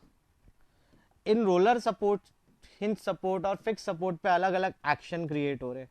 रोलर सपोर्ट पे एक रिएक्शन क्रिएट हो रहा है ऐसा, आर ए. हिंज पर R B, H B. Fixed पर R C, H C, moment at C. ये क्या है, आपके अननोन एक्शंस है. तो कास्टिग्लिआनो थ्योरम 2 क्या बोलता है, कास्टिग्लिआनो थ्योरम 2 ये एक्शंस को निकालने में आपकी मदद करता है. सबका ध्यान यहां होना चाहिए, अपना दिमाग नहीं लगाने का है, सिर्फ यहां सुनते जाओ. ठीक, कास्टिग्लिआनो थ्योरम 1 क्या बोलता था, वन डिफ्लेक्शन और रोटेशन, डिस्प्लेसमेंट निकालने के काम में आता था. 1 बोलता था कि बाबा तुमको यहां पर डिफ्लेक्शन चाहिए. 1 बोलता था तुमको बाबा यहां पर डिफ्लेक्शन चाहिए, तो y1 चाहिए, तो डेल यू को वहां पे लगे फोर्स से डिफरेंशिएट कर दो. यहां पे लगे फोर्स से स्ट्रेन एनर्जी को डिफरेंशिएट कर दो, तो यहां का डिफ्लेक्शन मिल जाएगा. तुमको y2 चाहिए तो W2 से डिफरेंशिएट कर दो, तो यहां का y2 मिल जाएगा. वैसे ही कास्टिग्लिआनो थ्योरम 2 क्या बोलता है यार, मतलब 1 बोलता था कि फोर्स से डिफरेंशिएट करो तो उस पॉइंट पे लगे डिफ्लेक्शन की वैल्यू मिल जाती है. अगर अपन टोटल स्ट्रेन एनर्जी को इस R से डिफरेंशिएट कर दे तो बाबा यहां का डिफ्लेक्शन मिल जाएगा. यहां का डिफ्लेक्शन कितना होता है, सपोर्ट पे डिफ्लेक्शन होता है 0, है ना. मतलब अगर मेरे को ये पॉइंट है ए पर डिफ्लेक्शन चाहिए, यहां डिफ्लेक्शन चाहिए था तो W1 से डिफरेंशिएट किया, यहां डिफ्लेक्शन चाहिए था तो W2 से डिफरेंशिएट किया. ए पे डिफ्लेक्शन चाहिए तो यहां पे लगे फोर्स RA से डिफरेंशिएट करना पड़ेगा. और ए पर डिफ्लेक्शन कितना होता है, ए पर डिफ्लेक्शन तो बाबा 0 होता है। क्लियर है मेरा बात? तो इससे इसको सॉल्व करोगे तो आर ए मिलेगा। कैसे मिलेगा देखेंगे। Del you by del R B करोगे तो इस पॉइंट का डिफ्लेक्शन मिल जाएगा। यहां का डिफ्लेक्शन कितना होता है? 0 होता है। Del you by del M कर दोगे, अगर del you by del M C कर दोगे तो क्या मिल जाएगा? यहां का थीटा मिल जाएगा। बाबा फिक्स्ड पर थीटा कितना होता है? 0 होता है। फिक्स्ड पर थीटा 0 होता है। हिंज पर थीटा का वैल्यू होता है, फिक्स सपोर्ट पर थीटा 0 होता है ना। अपनी बिल्डिंग की फुटिंग को ऐसे ही अपन डिफरेंशिएट करते हैं कि अपनी बिल्डिंग की फुटिंग फिक्स्ड है कि हिंज है। क्लियर है मेरा बात? बढ़ जाए आगे। ठीक, अब मिटा दू एक इनडिटर्मिनेट स्ट्रक्चर को एनालाइज कर देखते हैं। मान लो भैया एक स्ट्रक्चर था, आपने ऐसा एक स्ट्रक्चर था ऐसा, इस पर एक लोड लगाए यूडीएल 20 किलो न्यूटन पर metre. This is A and this is B. Length is suppose 5 meters। Flexural rigidity EI is constant. ठीक है भाई। अब आपको पहले बात करते हैं इसका स्टैटिक इंडिटर्मिनेसी निकालने का। स्टैटिक इंडिटर्मिनेसी कितनी हो गई? फॉर्मूला क्या? 2m क्यों? बीम है subjected to vertical loading. Member कितना है? 1। आर कितना है? फिक्स्ड का आर बीम में 2 होता है। वर्टिकल रिएक्शन मूवमेंट रोलर का 1 होता है। वर्टिकल रिएक्शन हिंज का भी 1 ही होता है। तो आर कितना हो गया? 3। जॉइंट्स कितने? 2। आंसर कितना आया? 5 - 4 1। 1 डिग्री से ये क्या है? इनडिटर्मिनेट है। ये बात समझ आ गई होगी सबको। The structure is indeterminate by A degree of 1। अब अगर राजकुमारी, मयंक, धनंजय और नवीन, अगर आपको लगता है कि टोटल भार है प्रत्येक मीटर पर 20, 5 मीटर पर 100, तो आधा 50 रिएक्शन इसका हो जाएगा, 50 रिएक्शन यहां का हो जाएगा। तो ऐसा नहीं होने वाला है। आप ऐसे ही इक्विलिब्रियम इक्वेशन से नहीं निकाल सकते। क्यों नहीं निकाल सकते? क्योंकि इनडिटर्मिनेट स्ट्रक्चर है। क्लियर है मेरा बात? तो इसको निकालने के लिए आपको कास्टिग्लियानो थ्योरम 2 यूज करना पड़ेगा। क्लियर? अच्छा, और एक और चीज है ना, बाद में फिर आएगा, उससे अच्छा अभी बता देता हूं। यहां पे जो अपन ने ये लिखा था YA बराबर 0, यहां पर YB बराबर 0, यहां पर थीटा C बराबर 0, इनको क्या बोलते? Compatibility equations. इनको क्या बोलते? Compatibility equations. क्लियर है मेरा बात? ठीक है, ये कॉम्पैटिबिलिटी इक्वेशंस कहलाते हैं। बढ़ जाओ आगे। ठीक, इक्विलिब्रियम इक्वेशन क्या है और कॉम्पैटिबिलिटी इक्वेशन क्या है समझने का कोशिश करिएगा। ठीक है, अभी नहीं, आगे समझाऊंगा जब अपन दोनों मेथड्स समझेंगे। ठीक है, याद बस जो भी पढ़ रहे हो ना, देखो अपन पूरा तो पढ़ नहीं रहे, अपन सिर्फ क्वेश्चंस बना रहे। अब ज्यादा समझने के लिए घर जाके उनको अच्छे से वापस देखना बहुत जरूरी है। तो आपको ऑलमोस्ट, मतलब जो मैं एक्चुअल क्लास में पढ़ाता हूं उसका 80% आ जाएगा। क्लियर है मेरा बात? ठीक, अब तो आपका मकसद है इसको एनालाइज करना। मान लो मैं निकालना चाहता हूं ये reaction R A, I want to find out this reaction R A, इसको नाम दिया आर। कास्टिग्लियानो ने क्या बोला? कास्टिग्लियानो ने बोला तुमको ये आर निकालने का है, तो टोटल स्ट्रेन एनर्जी को उसी एक्शन से डिफरेंशिएट कर दो और 0 से इक्वेट कर दो। अच्छा, del you by del R से क्या मिलता? Del you by del W से उस पॉइंट के नीचे का डिफ्लेक्शन मिलता था। Del you by del R से ए फोर्स है जिससे डिफरेंशिएट कर रहे हैं, तो यहां का डिफ्लेक्शन मिल रहा है। मतलब ये कौन सी इक्वेशन यूज कर रहे हैं अपन? कॉम्पैटिबिलिटी इक्वेशन यूज कर रहे हैं, याद रखिएगा। क्लियर है मेरा बात? ठीक, तो del you by del R, यार del you by del P का फॉर्मूला होता था 1/EI 0 to L mx del mx by del P dx। तो del you by del R का फॉर्मूला क्या हो रहा होगा? 1/EI 0 to L M X del M x by del R D X. इतनी सी बात है। Del you by del P में M X del M x by del P होता था, del you by del R में M X del M x by del R हो जाएगा। ये ई आई तो जीरो में शहीद हो गया। याद करो अपन ने एक ऑब्जेक्टिव बनाया था कि सिस्टम को सॉल्व करने के लिए इलास्टिसिटी नोन होना चाहिए। मैंने बोला था जरूरी नहीं है। ये देखो ई आई तो जीरो में गया, जरूरी ही नहीं था। अब ये स्टील का होता, कॉपर का होता, लकड़ी का होता, किसी का भी होता, ई आई तो शहीद हो गया। अब मूवमेंट एट एक्स के लिए एक्स एक आर्बिट्री डिस्टेंस लिया अपन ने, ये एक्स था। यहां पर मूवमेंट कितना हो जाएगा? Movement at x will be प्रत्येक मीटर पर 20, एक्स मीटर पर 20 इंटू एक्स लगा बीचों बीच, मतलब 20 into x square by 2 minus R into x. यहां पर मूवमेंट कितना हो जाएगा? राइट में प्रत्येक मीटर पर 20, एक्स मीटर पर 20 इंटू एक्स बाई 2। क्लियर है मेरा बात? Minus R into x anti clockwise, del M x by del R. इसमें तो आर है ही नहीं, इसमें आर का डिफरेंशिएशन 1, बचा कितना? Minus x. ये कितना? 10। तो एम एक्स और del M x by del R को मल्टीप्लाई करने का, मल्टीप्लाई कर लिखते 1 बाई ई आई तो शहीद हो गया। 0 टू लेंथ इज 5, दोनों को मल्टीप्लाई करना है। मल्टीप्लाई करेंगे तो क्या हो जाएगा? Minus 10x cube plus R x square d x equals 0। Integrate किया, माइनस 10 एक्स का क्यूब बाई 3, सॉरी एक्स का 4 by 4, R x cube by 3 बराबर 0। लिमिट कितनी? 0 से 5, 0 से 5, मतलब r इंटू एक्स की जगह 5 डाला, बराबर ये वहां गया तो पॉजिटिव हो गया, 5 का पावर 4 बाई 4। क्लियर है मेरा बात? कोई डाउट इसमें किसी को? अब 5 क्यूब से ये कट गया, r कितना मिला? r मिला 30 इंटू 5 बाई 4। कितना होता है वो? बताओ जल्दी जल्दी। 30 इंटू 5 बाई 4,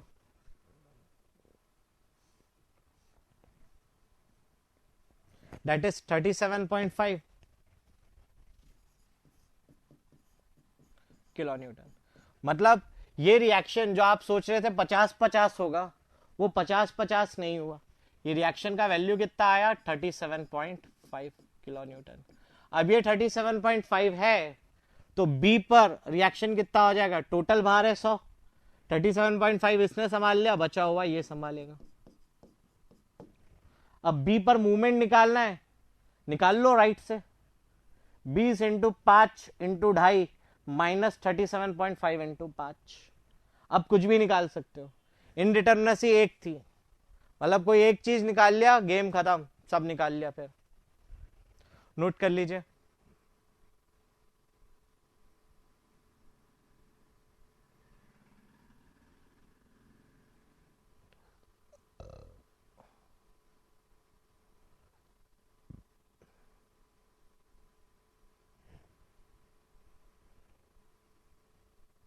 नोट कर लिया आप लोगों ने? कोई डाउट तो पूछे फटाफट।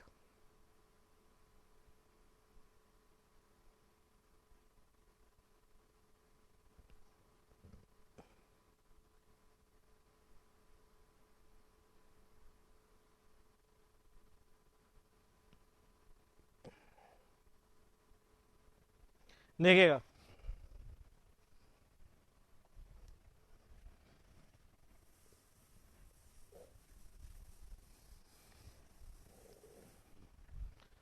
अब तो ये मैं आपको स्ट्रेन एनर्जी में समझाना चाहता था। क्या क्या? एक तो फॉर्मूला, ट्रस पर कितना? P square L upon 2 A. Beam पर कितना? 1 by E I integration 0 1 by 2 E I integration 0 to L M x square d x. Deflection निकालने का कास्टिग्लियानो थ्योरम 1 से कि टोटल स्ट्रेन एनर्जी को उस पॉइंट पे लगे फोर्स से डिफरेंशिएट कर दो तो उस पॉइंट का डिफ्लेक्शन मिल जाता है। फॉर्मूला क्या? Deflection equal to 1 by E I 0 to L M X del M x by del W D X. या डेल पी डी एक्स।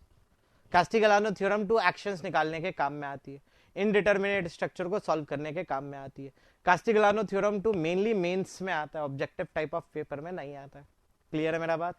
अब अगली चीज जो मैं आपसे बात करना चाहता हूं, that is deflection of beams.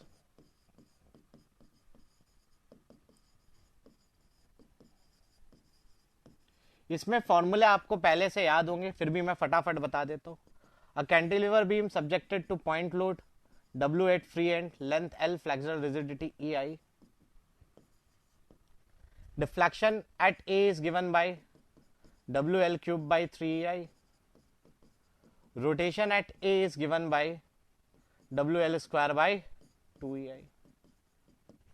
A cantilever beam subjected to a UDL throughout the span, length L, flexural rigidity EI.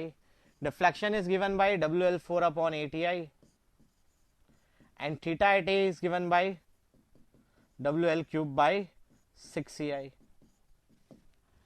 A cantilever beam subjected to a movement at free end, deflection at A is given by ML square by 2EI. Rotation at A is given by ML by EI. ठीक है, पता ही होगा आप लोग को, note कर लिया इसको आप लोगों ने, फटाफट नोट करते जाइए।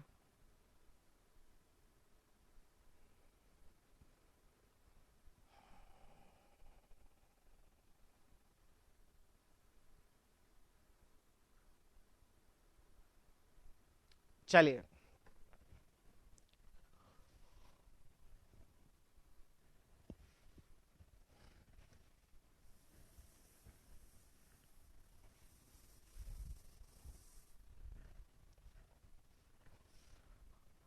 a simply supported beam subjected to a point load at the center,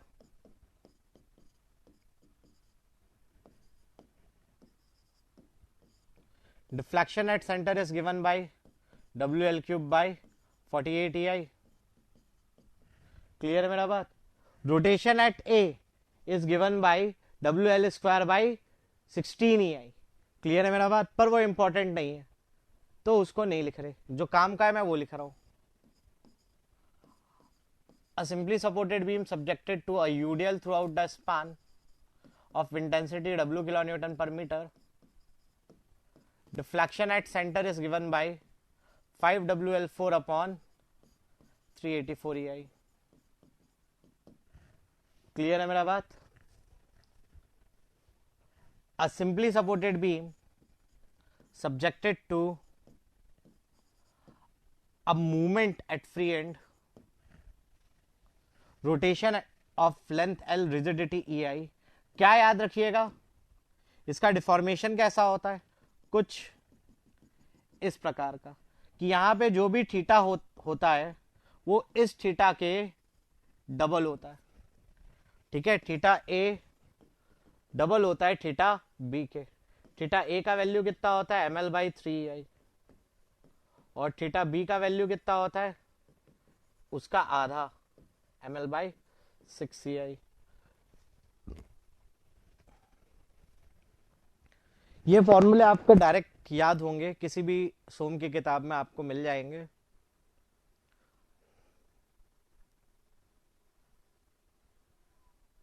अब इसका बेसिस पर इन फॉर्मूलों के अच्छा एक और फॉर्मूला है, नोट कर लीजिए पहले।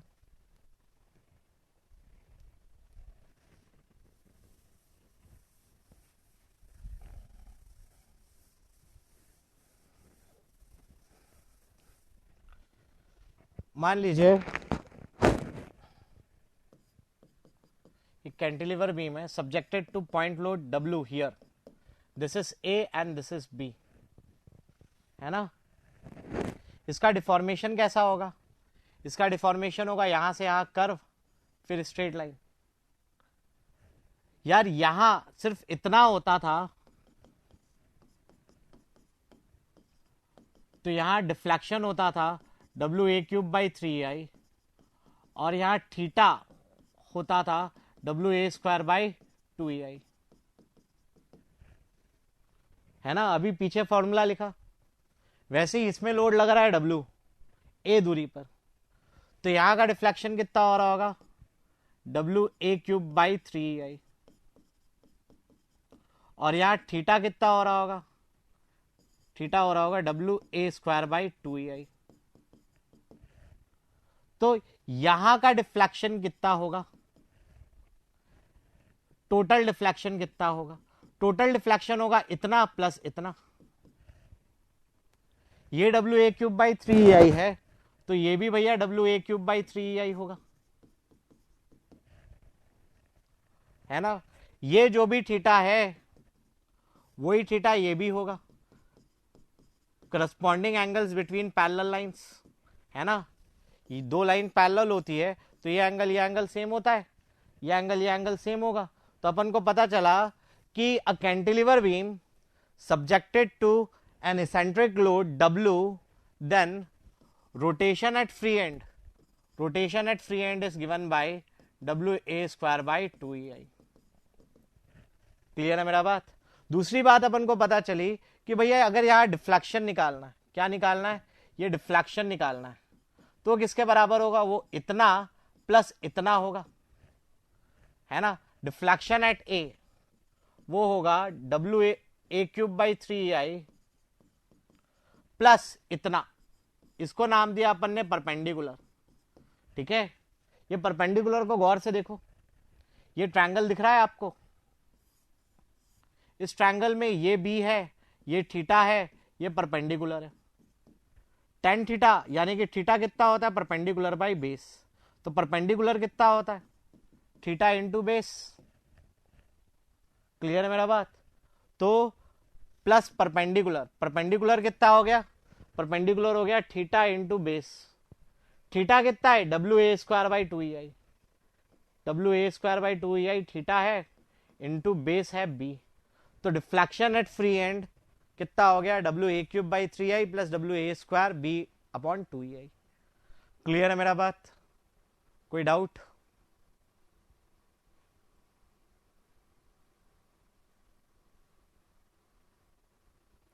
नोट करते जाइए भाई, फटाफट बताइए हो रहा है कि नहीं।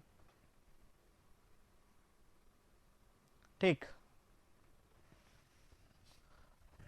मतलब अपन को क्या समझ आया, कैंटिलीवर बीम पे जब इसेंट्रिक लोड लगता है तो जो थीटा यहां पर होता है वही थीटा यहां पर भी होता है। पहली चीज, फ्री एंड पर डिफ्लेक्शन कितना होता है, जो डिफ्लेक्शन वहां पर होता है plus theta into B. Clear है मेरा बात, देखते जाइए।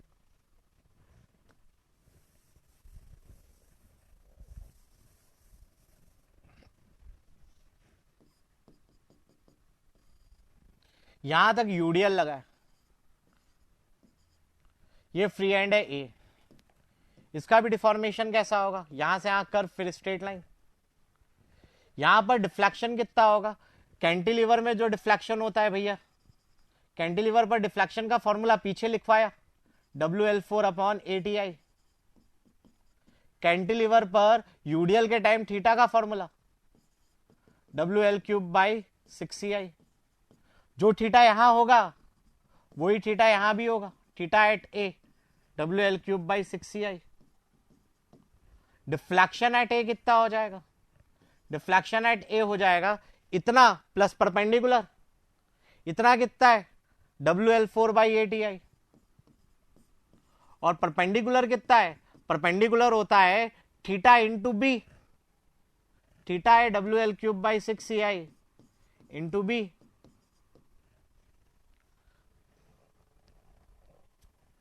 PL4 7/24, बिल्कुल ही गलत धनंजय बाबू, गलत है, ठीक है। मेरे को कई बार डाउट होता है तुम लोग पीछे क्या पढ़े हो। चलिए नोट करिए,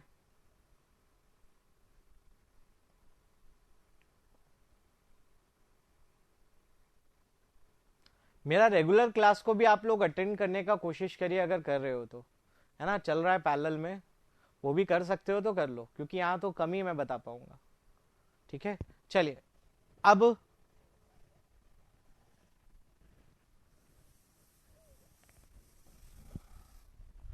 मान लीजिए कैंटिलीवर बीम है, यहां पर ए दूरी पर मूवमेंट लगा है।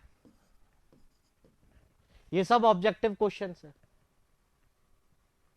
अच्छा, वो भी देखते हो, फिर ये भी करते हो, ठीक, चलिए अच्छी बात है, 2 बार पढ़ लोगे।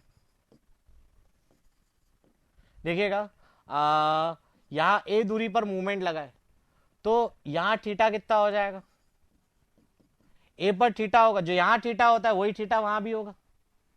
यहां थीटा कितना होता है, M L by E I, फॉर्मूले में लिखा था, एल ए है तो एम ए बाई ई आई।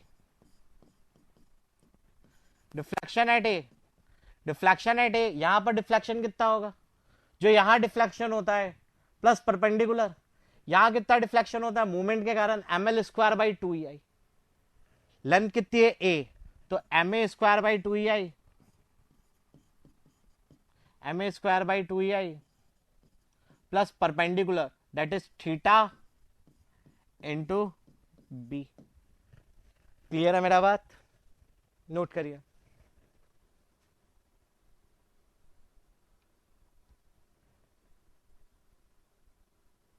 ठीक, अब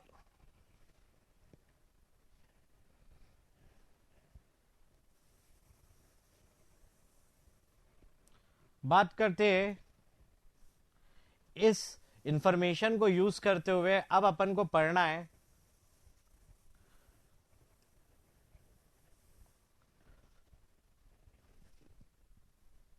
method of consistent deformation, method of consistent deformation.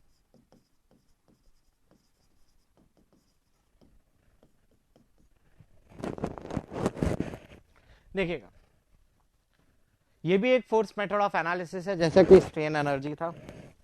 कल अपन जो पढ़ने वाले हैं वो आर्च, 2 हिंज आर्च और chapter 3 force method of analysis.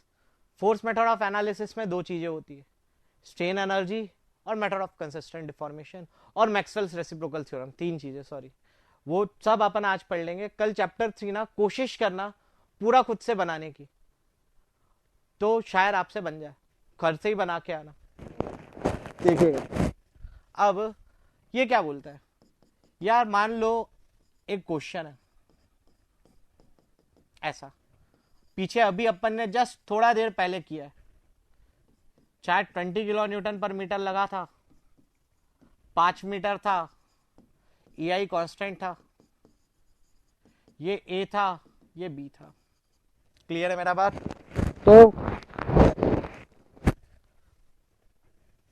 तो आपको ए पर रिएक्शन निकालना था, क्लियर है? तो अभी अपन ने स्ट्रेन एनर्जी कास्टिग्लियानो थ्योरम 2 से निकाला था थोड़ी देर पहले इसी क्वेश्चन को। अब निकालते हैं method of consistent deformation which is much easier और उसके बहुत सारे एप्लीकेशन। क्लियर है मेरा बात? देखिएगा, मान लो, अच्छा यहां पर ये सपोर्ट क्या कर रहा होगा, यहां पर ये सपोर्ट एक रिएक्शन लगा रहा होगा, सिर्फ महज एक रिएक्शन लगा रहा होगा आर।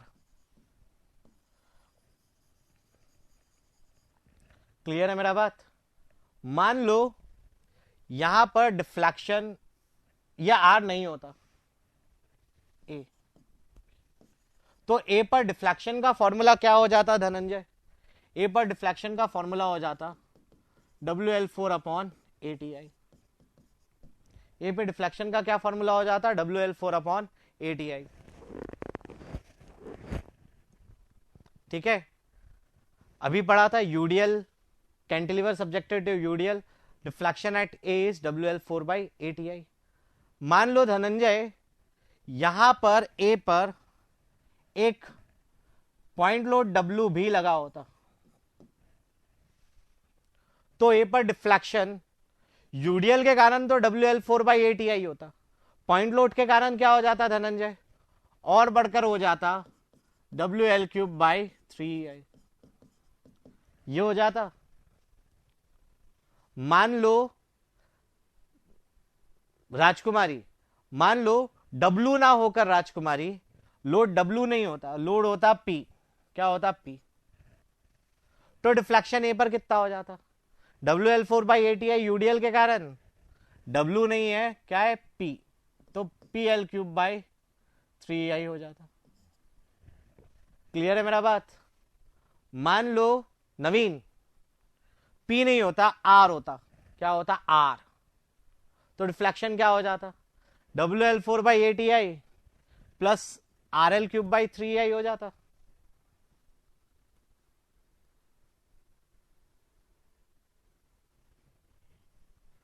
सर सोम के sir net deflection UDL point load किया था।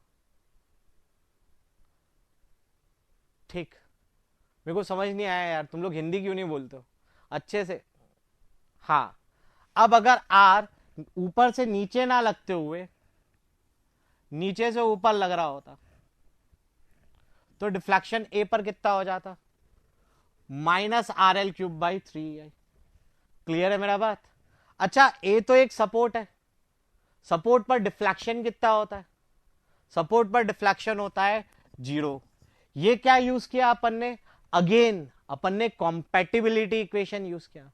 कॉम्पैटिबिलिटी इक्वेशन क्या होती है कि सपोर्ट पर डिफ्लेक्शन 0 होता है, हिंज सपोर्ट पर, फिक्स सपोर्ट पर भी डिफ्लेक्शन 0 होता है, फिक्स सपोर्ट पर थीटा भी 0 होता है। ये कॉम्पैटिबिलिटी इक्वेशन होती है। तो अपन ने कॉम्पैटिबिलिटी इक्वेशन यूज की, यूडीएल के कारण WL4/8EI, आर जो कि नीचे से लग रहा है -RL³/3I बराबर कितना 0। अब उसको उस साइड लेकर जाएंगे तो -RL³/3EI बराबर -WL4/8EI। EI से EI गायब, L³ से ये गायब, R कितना, माइनस माइनस प्लस, R का डायरेक्ट आपको फॉर्मूला याद हो जाना चाहिए, 3WL/8। क्लियर है मेरा बात?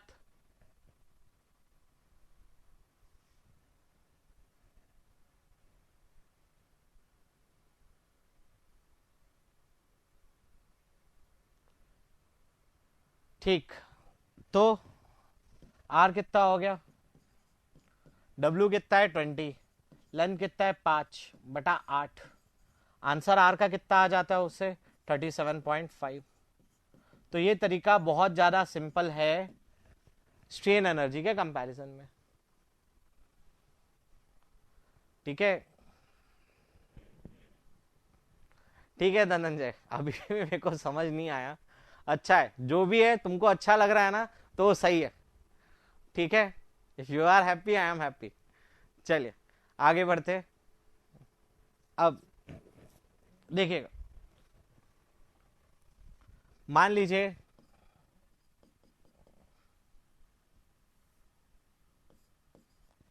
एक बीम है ऐसी, इस पर एक यूडीएल लगा हुआ है 20 किलो न्यूटन पर मीटर का। This is A, this is B, this is C, this is 3 metres, this is 3 metres. मैं चाहता हूं कि आप निकालिए find movement at C. C पर मूवमेंट निकालना है, ए पर रिएक्शन निकालना है। इस दोनों निकालने के लिए मैंने दिए आपको 1.5 मिनट। कितने मिनट दिए, 1.5 मिनट। निकालिए फटाफट, देखते हैं आप में से कौन निकाल पाता है। हालांकि यकीन है मेरे को तुम लोग पे कि एक भी नहीं निकालोगे।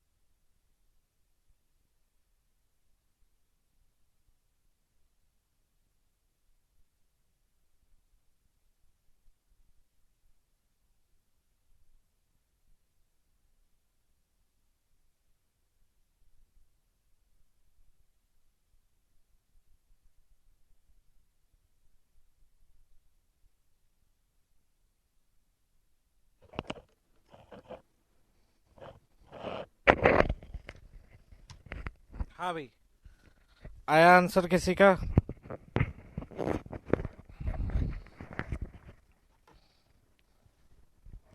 मयंक,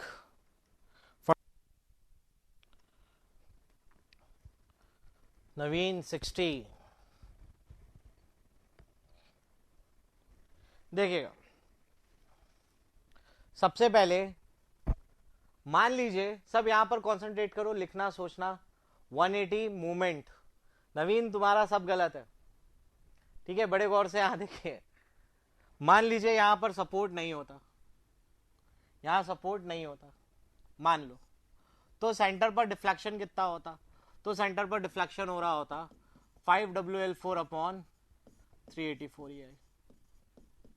ठीक है नवीन, यूडीएल सिंपली सपोर्टेड बीम पर लगता है, सेंटर पर डिफ्लेक्शन का फॉर्मूला ये होता है। मान लो, हाँ भाई, मेरा यकीन नहीं तोड़ सकते, सही बात है यार धनंजय। मान लो यहां पर धनंजय एक लोड W हो रहा होता, और तो डिफ्लेक्शन कितना हो रहा होता? Plus WL3/48 EI। पर W ऊपर से नीचे की तरफ ना लगते हुए मान लो लग रहा होता नीचे से ऊपर की तरफ R के रूप में, तो कितना हो गया होता? प्लस W नहीं हो रहा होता, माइनस हो गया होता। क्यों? यूडीएल नीचे ले जा रहा है, आर ऊपर ले जा रहा है, और सी एक सपोर्ट है, सपोर्ट पर डिफ्लेक्शन कितना होता है? 0। क्लियर है मेरा बात? उसको फर्दर सॉल्व किया तो क्या मिल गया? -RL³/48 EI बराबर -5WL4 अपॉन 384 EI।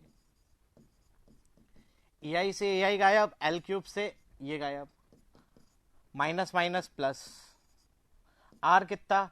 5, W कितना है? 20, लेंथ कितनी है? टोटल लेंथ है 6 मीटर, है ना, इंटू 48/384।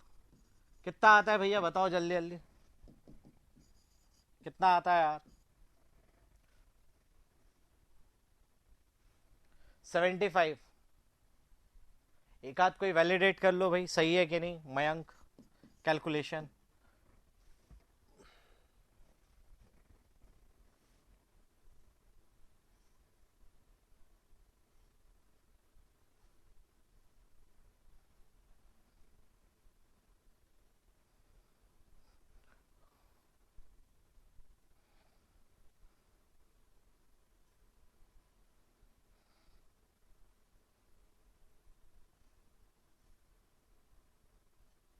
हाँ जी, तो आर कितना आ गया? 75। सब यहां पर देखिए, यार कितना आया? 75 किलो न्यूटन। टोटल भार कितना था? टोटल भार था प्रत्येक मीटर पर 20, 6 मीटर पर 20 इंटू 6, 120। 120 में 75 इसने संभाल लिया, 120 में 75 उसने संभाल लिया, बचा कितना? बचा 45। क्लियर है मेरा बात? अब 45 जो भी बचा है संभालना, आधा ये संभालेगा ए, आधा ये संभालेगा बी, तो ए पर रिएक्शन कितना हो गया? 22.5। बी पर भी रिएक्शन कितना हो गया? 22.5। तो आप सबका आंसर गलत था, मयंक का भी और नवीन का भी। अब आर ए 22.5 है, अब निकालते हैं मूवमेंट एट सी। सी पर मूवमेंट निकालना है भैया। सी पर मूवमेंट निकालने का, यहां मूवमेंट निकालने का दो तरीका, लेफ्ट से राइट से। लेफ्ट से निकाला, लेफ्ट में पहला फोर्स है ये 22.5। 22.5 की सी से दूरी कितनी है? 22.5 की सी से दूरी है 3 मीटर। 22.5 into 3 clockwise. लेफ्ट में यूडीएल भी है, प्रत्येक मीटर पर 20, 3 मीटर पर 20 इंटू 3 60। कितनी दूरी पे लगा? 1.5 मीटर पर, तो 60 इंटू 1.5 माइनस 60 इंटू 1.5। सॉल्व करो, कितना आता है भाई बताओ? 22.5 into 3 minus 60 into 1.5,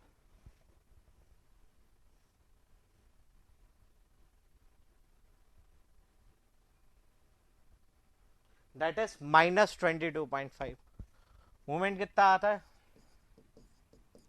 kilo newton metre. ये हुआ भैया आंसर। क्लियर है मेरा बात? मतलब मूवमेंट एट पॉइंट सी कितना हो गया? 22.5। तो आप सबका आंसर क्या था? गलत था। ये सारे ऑब्जेक्टिव क्वेश्चन है, हालांकि दोनों अलग अलग ऑब्जेक्टिव है, एक टाइम पे एक ही पूछता है, पर ये ऑब्जेक्टिव में आ चुके हैं। अच्छा, जिसको पता है ना उसको इतना टाइम नहीं लगता, जैसे मैं अगर करूंगा मेरे को इतना टाइम थोड़ा ना लगेगा, मैक्सिमम 1.5 मिनट।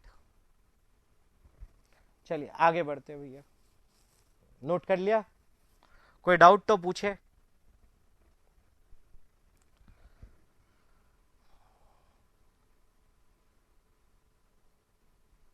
ठीक, चलिए अब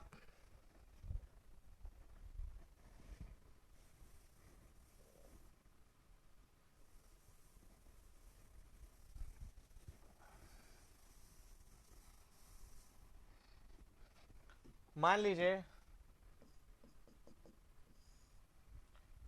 100 किलो न्यूटन लगा। This is A, this is B, this is C. ये 6 मीटर है,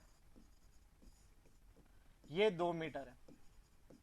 आपको सी पर डिफ्लेक्शन निकालना है, कितना होएगा? निकाल लेंगे क्या? कभी भी सी पर डिफ्लेक्शन निकालना होगा तो यार इसका कोई डायरेक्ट फॉर्मूला अपन ने पढ़ा नहीं है ना है। जब भी आपको सी पर डिफ्लेक्शन निकालना होएगा तो आपको उस लोड को पीछे लेकर आना पड़ेगा। कहां तक लेकर आना पड़ेगा? उस लोड को सी पर लाना पड़ेगा। जब भी लोड पीछे आता है तो लोड तो पीछे आता ही आता है, उस लोड के कारण जो मूवमेंट है वो भी आता है। इस लोड के कारण सी पर कितना मूवमेंट आ रहा होगा? 100 into 200 kilo newton metre. Clear है मेरा बात? आपको अगर ए पे डिफ्लेक्शन पूछा होता तो ए पे डिफ्लेक्शन का formula that you know, that will be WL³ by 3I, where length will be taken as 6, but it has asked deflection at joint C पर आपको डिफ्लेक्शन पूछा है, तो सी पर डिफ्लेक्शन पूछा है तो लोड भी पीछे आएगा और मूवमेंट भी पीछे आएगी। क्लियर है? उस लोड का कारण। तो सी पर डिफ्लेक्शन कितना हो गया? सी पर पॉइंट लोड का कारण deflection WL³ by 3I, movement movement का कारण deflection ML² by 2EI। Load है 100, लेंथ है, ये लेंथ कितनी है? अगर ये 6 है, ये 2 है, तो दिस विल बी 4, है ना? तो 4 का³ by 3I। मूवमेंट कितना है? 200, लेंथ है 4 का² by 2EI। सॉल्व करने पे अब जो भी आए आंसर उससे अपन को लेना देना नहीं है। क्लियर है? सॉल्व तो खुद भी कर सकते हैं। ये भी इंपॉर्टेंट ऑब्जेक्टिव क्वेश्चन है, कई बार पूछा है ऐसा, पीछे डिफ्लेक्शन। क्लियर है मेरा बात? आना चाहिए।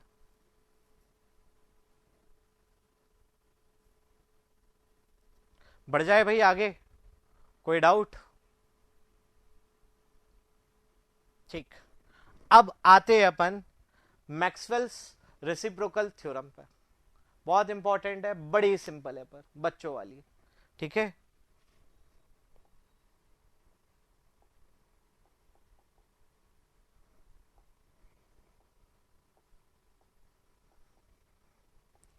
आते हैं मैक्सवेल्स रेसिप्रोकल थ्योरम पर।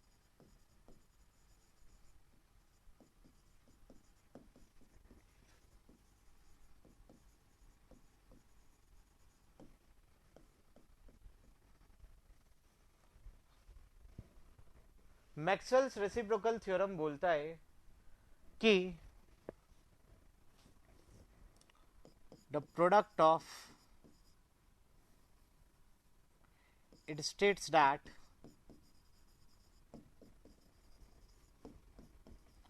the product of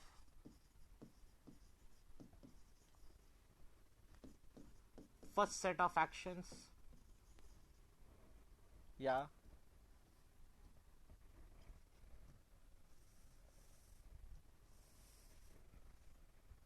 the work done by work done or energy stored by first set of actions undergoing second set of displacements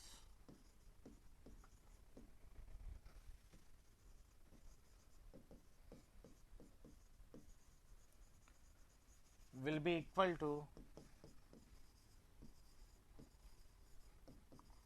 work done or energy stored by second set of actions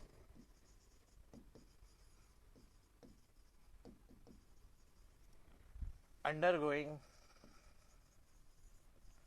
first set of displacements.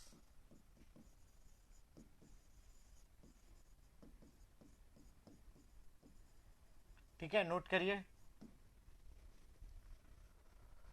It states that work done or energy stored by first set of actions undergoing second set of displacements will be equal to work done or energy stored by second set of actions undergoing first set of displacements.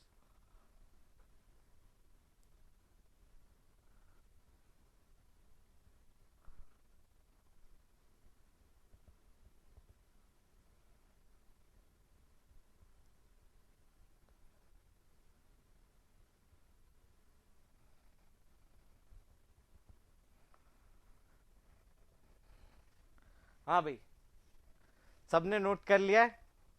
थोड़ा सा यहाँ देखो, एक छोटा सा गलती हो गया. मेरे को थोड़ी भूख ज्यादा लग गई एक्चुअली.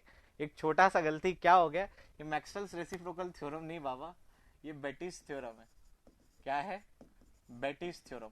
मैक्सवेल रेसिप्रोकल थ्योरम इसके बाद अपन करेंगे. क्लियर है मेरा बात? ठीक है, वो बेटिस थ्योरम लिख लीजिए प्लीज. सॉरी. हाँ,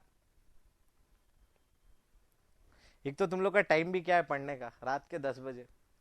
मेरा साइज देखो, भूख लगती है मेरे को. चलिए, अब इससे तर्क क्या बनता है, नोट कर लिया सबने? सुधार कर लिया ना भैया? बता दो मेरे को. अब ठीक, पहले से ही बेटिस लिखा था, सच बात बताओ तो. नहीं पता तुम लोग ने मैक्सवेल कैसे लिख लिया. देखना, ये क्या बोलता है. ये बोलता है, मान लो this is A, this is P. यहां पर लोड लगा है W1. ठीक है, यहां लोड लगा है W1, जिसके कारण बीम में डिस्प्लेसमेंट हुआ, बेंडिंग आई. यहां पे डिफ्लेक्शन हुआ Y1 या YA, YP, ये पॉइंट P है. और यहां पर डिस्प्लेसमेंट हुआ YQ, मान लो जॉइंट Q पर, पॉइंट Q पर. तो जब इस बीम में आप फोर्स लगाए Q पर, कोई सा दूसरा फोर्स लगाए W2, तो बीम में डिफॉर्मेशन हुआ. यहां पे YQ2 और यहां पे P पर YP2. Suppose this is 1, P1 Q1. तो बेटिस थ्योरम क्या बोलता है? बेटिस थ्योरम बोलता है the work done by first set of forces undergoing second set of displacements will be equal to work done by second set of forces undergoing first set of displacements. मतलब क्या? Work मतलब force into displacement. First set of force W1, second force के कारण displacement कितना आया YP2. ये बराबर होगा work done by second set of force W2 undergoing first set of displacements YQ1. Clear है मेरा बात? समझ आया? मतलब इसके कारण यहां पे कुछ डिफ्लेक्शन था, यहां पे कुछ डिफ्लेक्शन था, इसके कारण यहां पे कुछ डिफ्लेक्शन था, यहां पे कुछ डिफ्लेक्शन था. तो बेटिस थ्योरम क्या बोलता है कि इसके कारण जो वहां डिफ्लेक्शन था और इसके कारण जो यहां डिफ्लेक्शन था, दोनों में सेट ऑफ फोर्सेस के द्वारा किया गया वर्क अपने करस्पॉन्डिंग पॉइंट के नीचे के डिस्प्लेसमेंट्स के बराबर होएगा. मतलब क्या, समझने का कोशिश करिएगा. इसको नोट करिए, पहले स्पीड में नोट करो.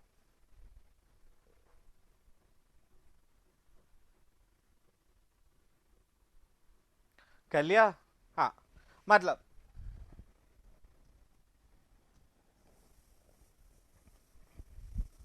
कोई क्वेश्चन आया आपको, क्वेश्चन में बोला कि यहां 100 किलो न्यूटन के कारण ए बी सी ए एक्स, इस 100 किलो न्यूटन लोड के कारण एक्स पर डिफ्लेक्शन होता है 3 mm का। तो यहां जब एक्स पर 200 किलो न्यूटन लगेगा तो वाई पर डिफ्लेक्शन कितना होएगा? वाई पर जब 100 लगता है तो एक्स पर डिफ्लेक्शन 3 था, तो जब एक्स पर 200 लगेगा तो वाई पर डिफ्लेक्शन कितना होगा? क्लियर है मेरा बात? तो क्या किया अपन ने, first set of force 100, second set of deflection निकालने का, सेकेंड सेट ऑफ फोर्स जो एक्स पे लगा था 200 और उस पे displacement first set of action में कितना था 3 मीटर, तो वाई वाई कितना हो गया भाई, वाई वाई इससे सॉल्व करो कितना हो जाता है 6 mm। क्लियर है मेरा बात? है ना? क्या बात हो रही है, इसके कारण वहां इतना डिफ्लेक्शन था तो उसके कारण पीछे वाले पे कितना डिफ्लेक्शन होएगा? क्लियर है मेरा बात? नोट करिए, बड़ा सिंपल क्वेश्चन है बच्चों वाला। ठीक, अब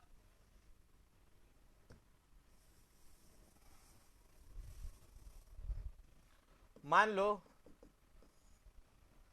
यहां पर लोड के कारण 80 किलो न्यूटन के कारण at P deflection at Q is 2 mm. So when Q पे लोड लगेगा 120 किलो न्यूटन का, P पर डिफ्लेक्शन कितना होगा? डिफ्लेक्शन एट P कितना होगा ये पूछा है। ठीक है, क्या लगता है कितना आएगा? आंसर दीजिए। आंसर देंगे राजकुमारी, और कोई आंसर मत दीजिएगा, राजकुमारी जी को आंसर देने दीजिए, और नवीन, नवीन भी आंसर देंगे।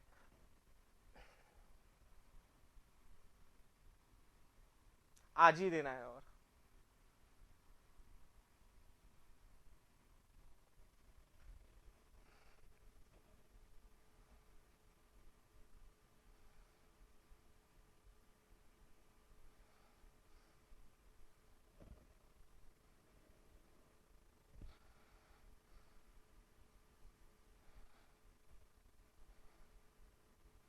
आज ही देना है भैया answer.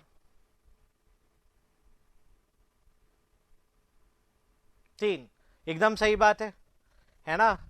First set of action, A first set of action 80, second set of displacement निकालने का, second set of action 120, first set of displacement 2 mm था, तो वाई पी कितना हो गया 3 mm।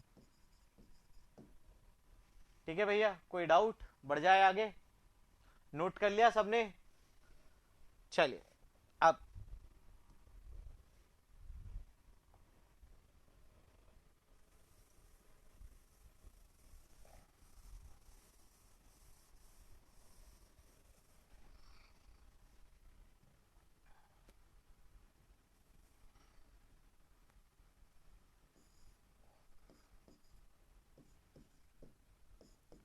100 kilo newton, 50 kilo newton, A B C, displacement at C due to these two loads is 7 mm।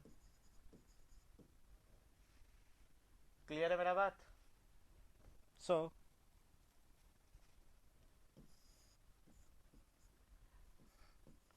if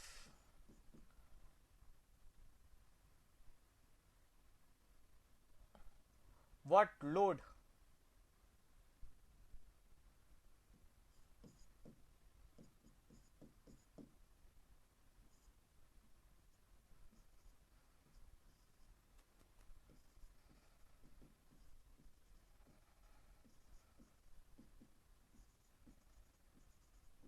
clear है मेरा बात?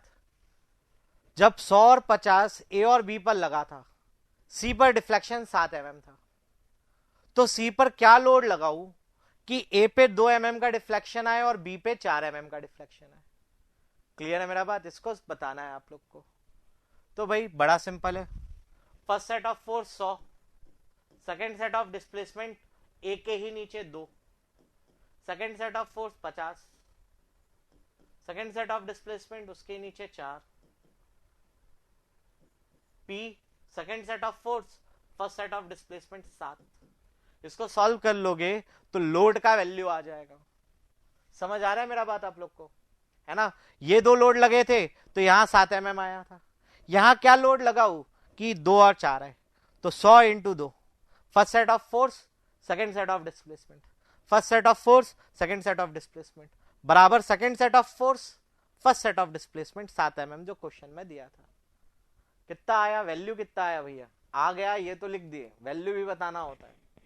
200 plus 200, 400 बटा 7, that would be what?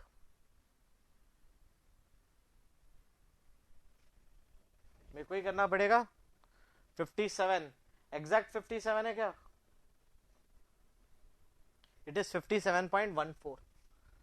P कितना हो गया? 57.14 किलो न्यूटन। क्लियर है मेरा बात? बढ़ जाए आगे। ठीक, अब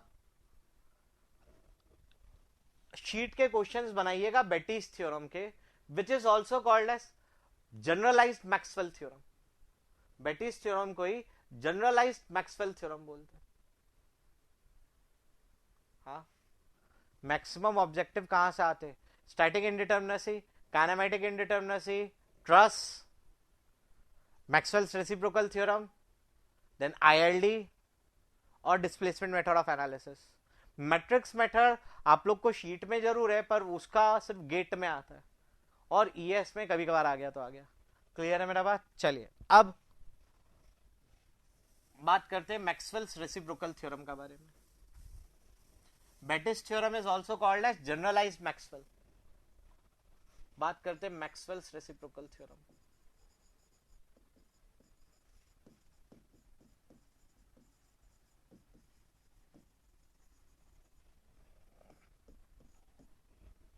ठीक है भाई? नहीं, आईएलडी बहुत छोटा होता है, आना चाहिए। अगर आता है ना तो बहुत चीजें छोटी रहती है, नहीं आता है तो सब बहुत बड़ा होता है। क्लियर है मेरा बात? या तो मैक्सवेल्स रेसिप्रोकल थ्योरम से कल से करते, आज इतना ही, आज जाके खाना खाया जाए जल्दी जल्दी। ठीक है, तो मैक्सवेल्स रेसिप्रोकल थ्योरम से कल से करते हैं। चलिए आज के लिए इतना ही, गुड नाइट। घर पे आप लोग क्वेश्चंस बनाइएगा बहुत सारे। आप लोग को कोई भी डाउट आएगा तो मेरा नंबर है आप लोग के पास, मेरा नंबर नोट कर लो, आप डाउट इस पे पोस्ट कर सकते हो। वैसे तुम लोग तो कम ही हो, क्लास में भी ले सकते हो, डाउट पूछ सकते हो। कोई भी क्वेश्चन नहीं बनेगा, पिक खींच के आप इसमें भेज सकते हो। ठीक है, गुड नाइट।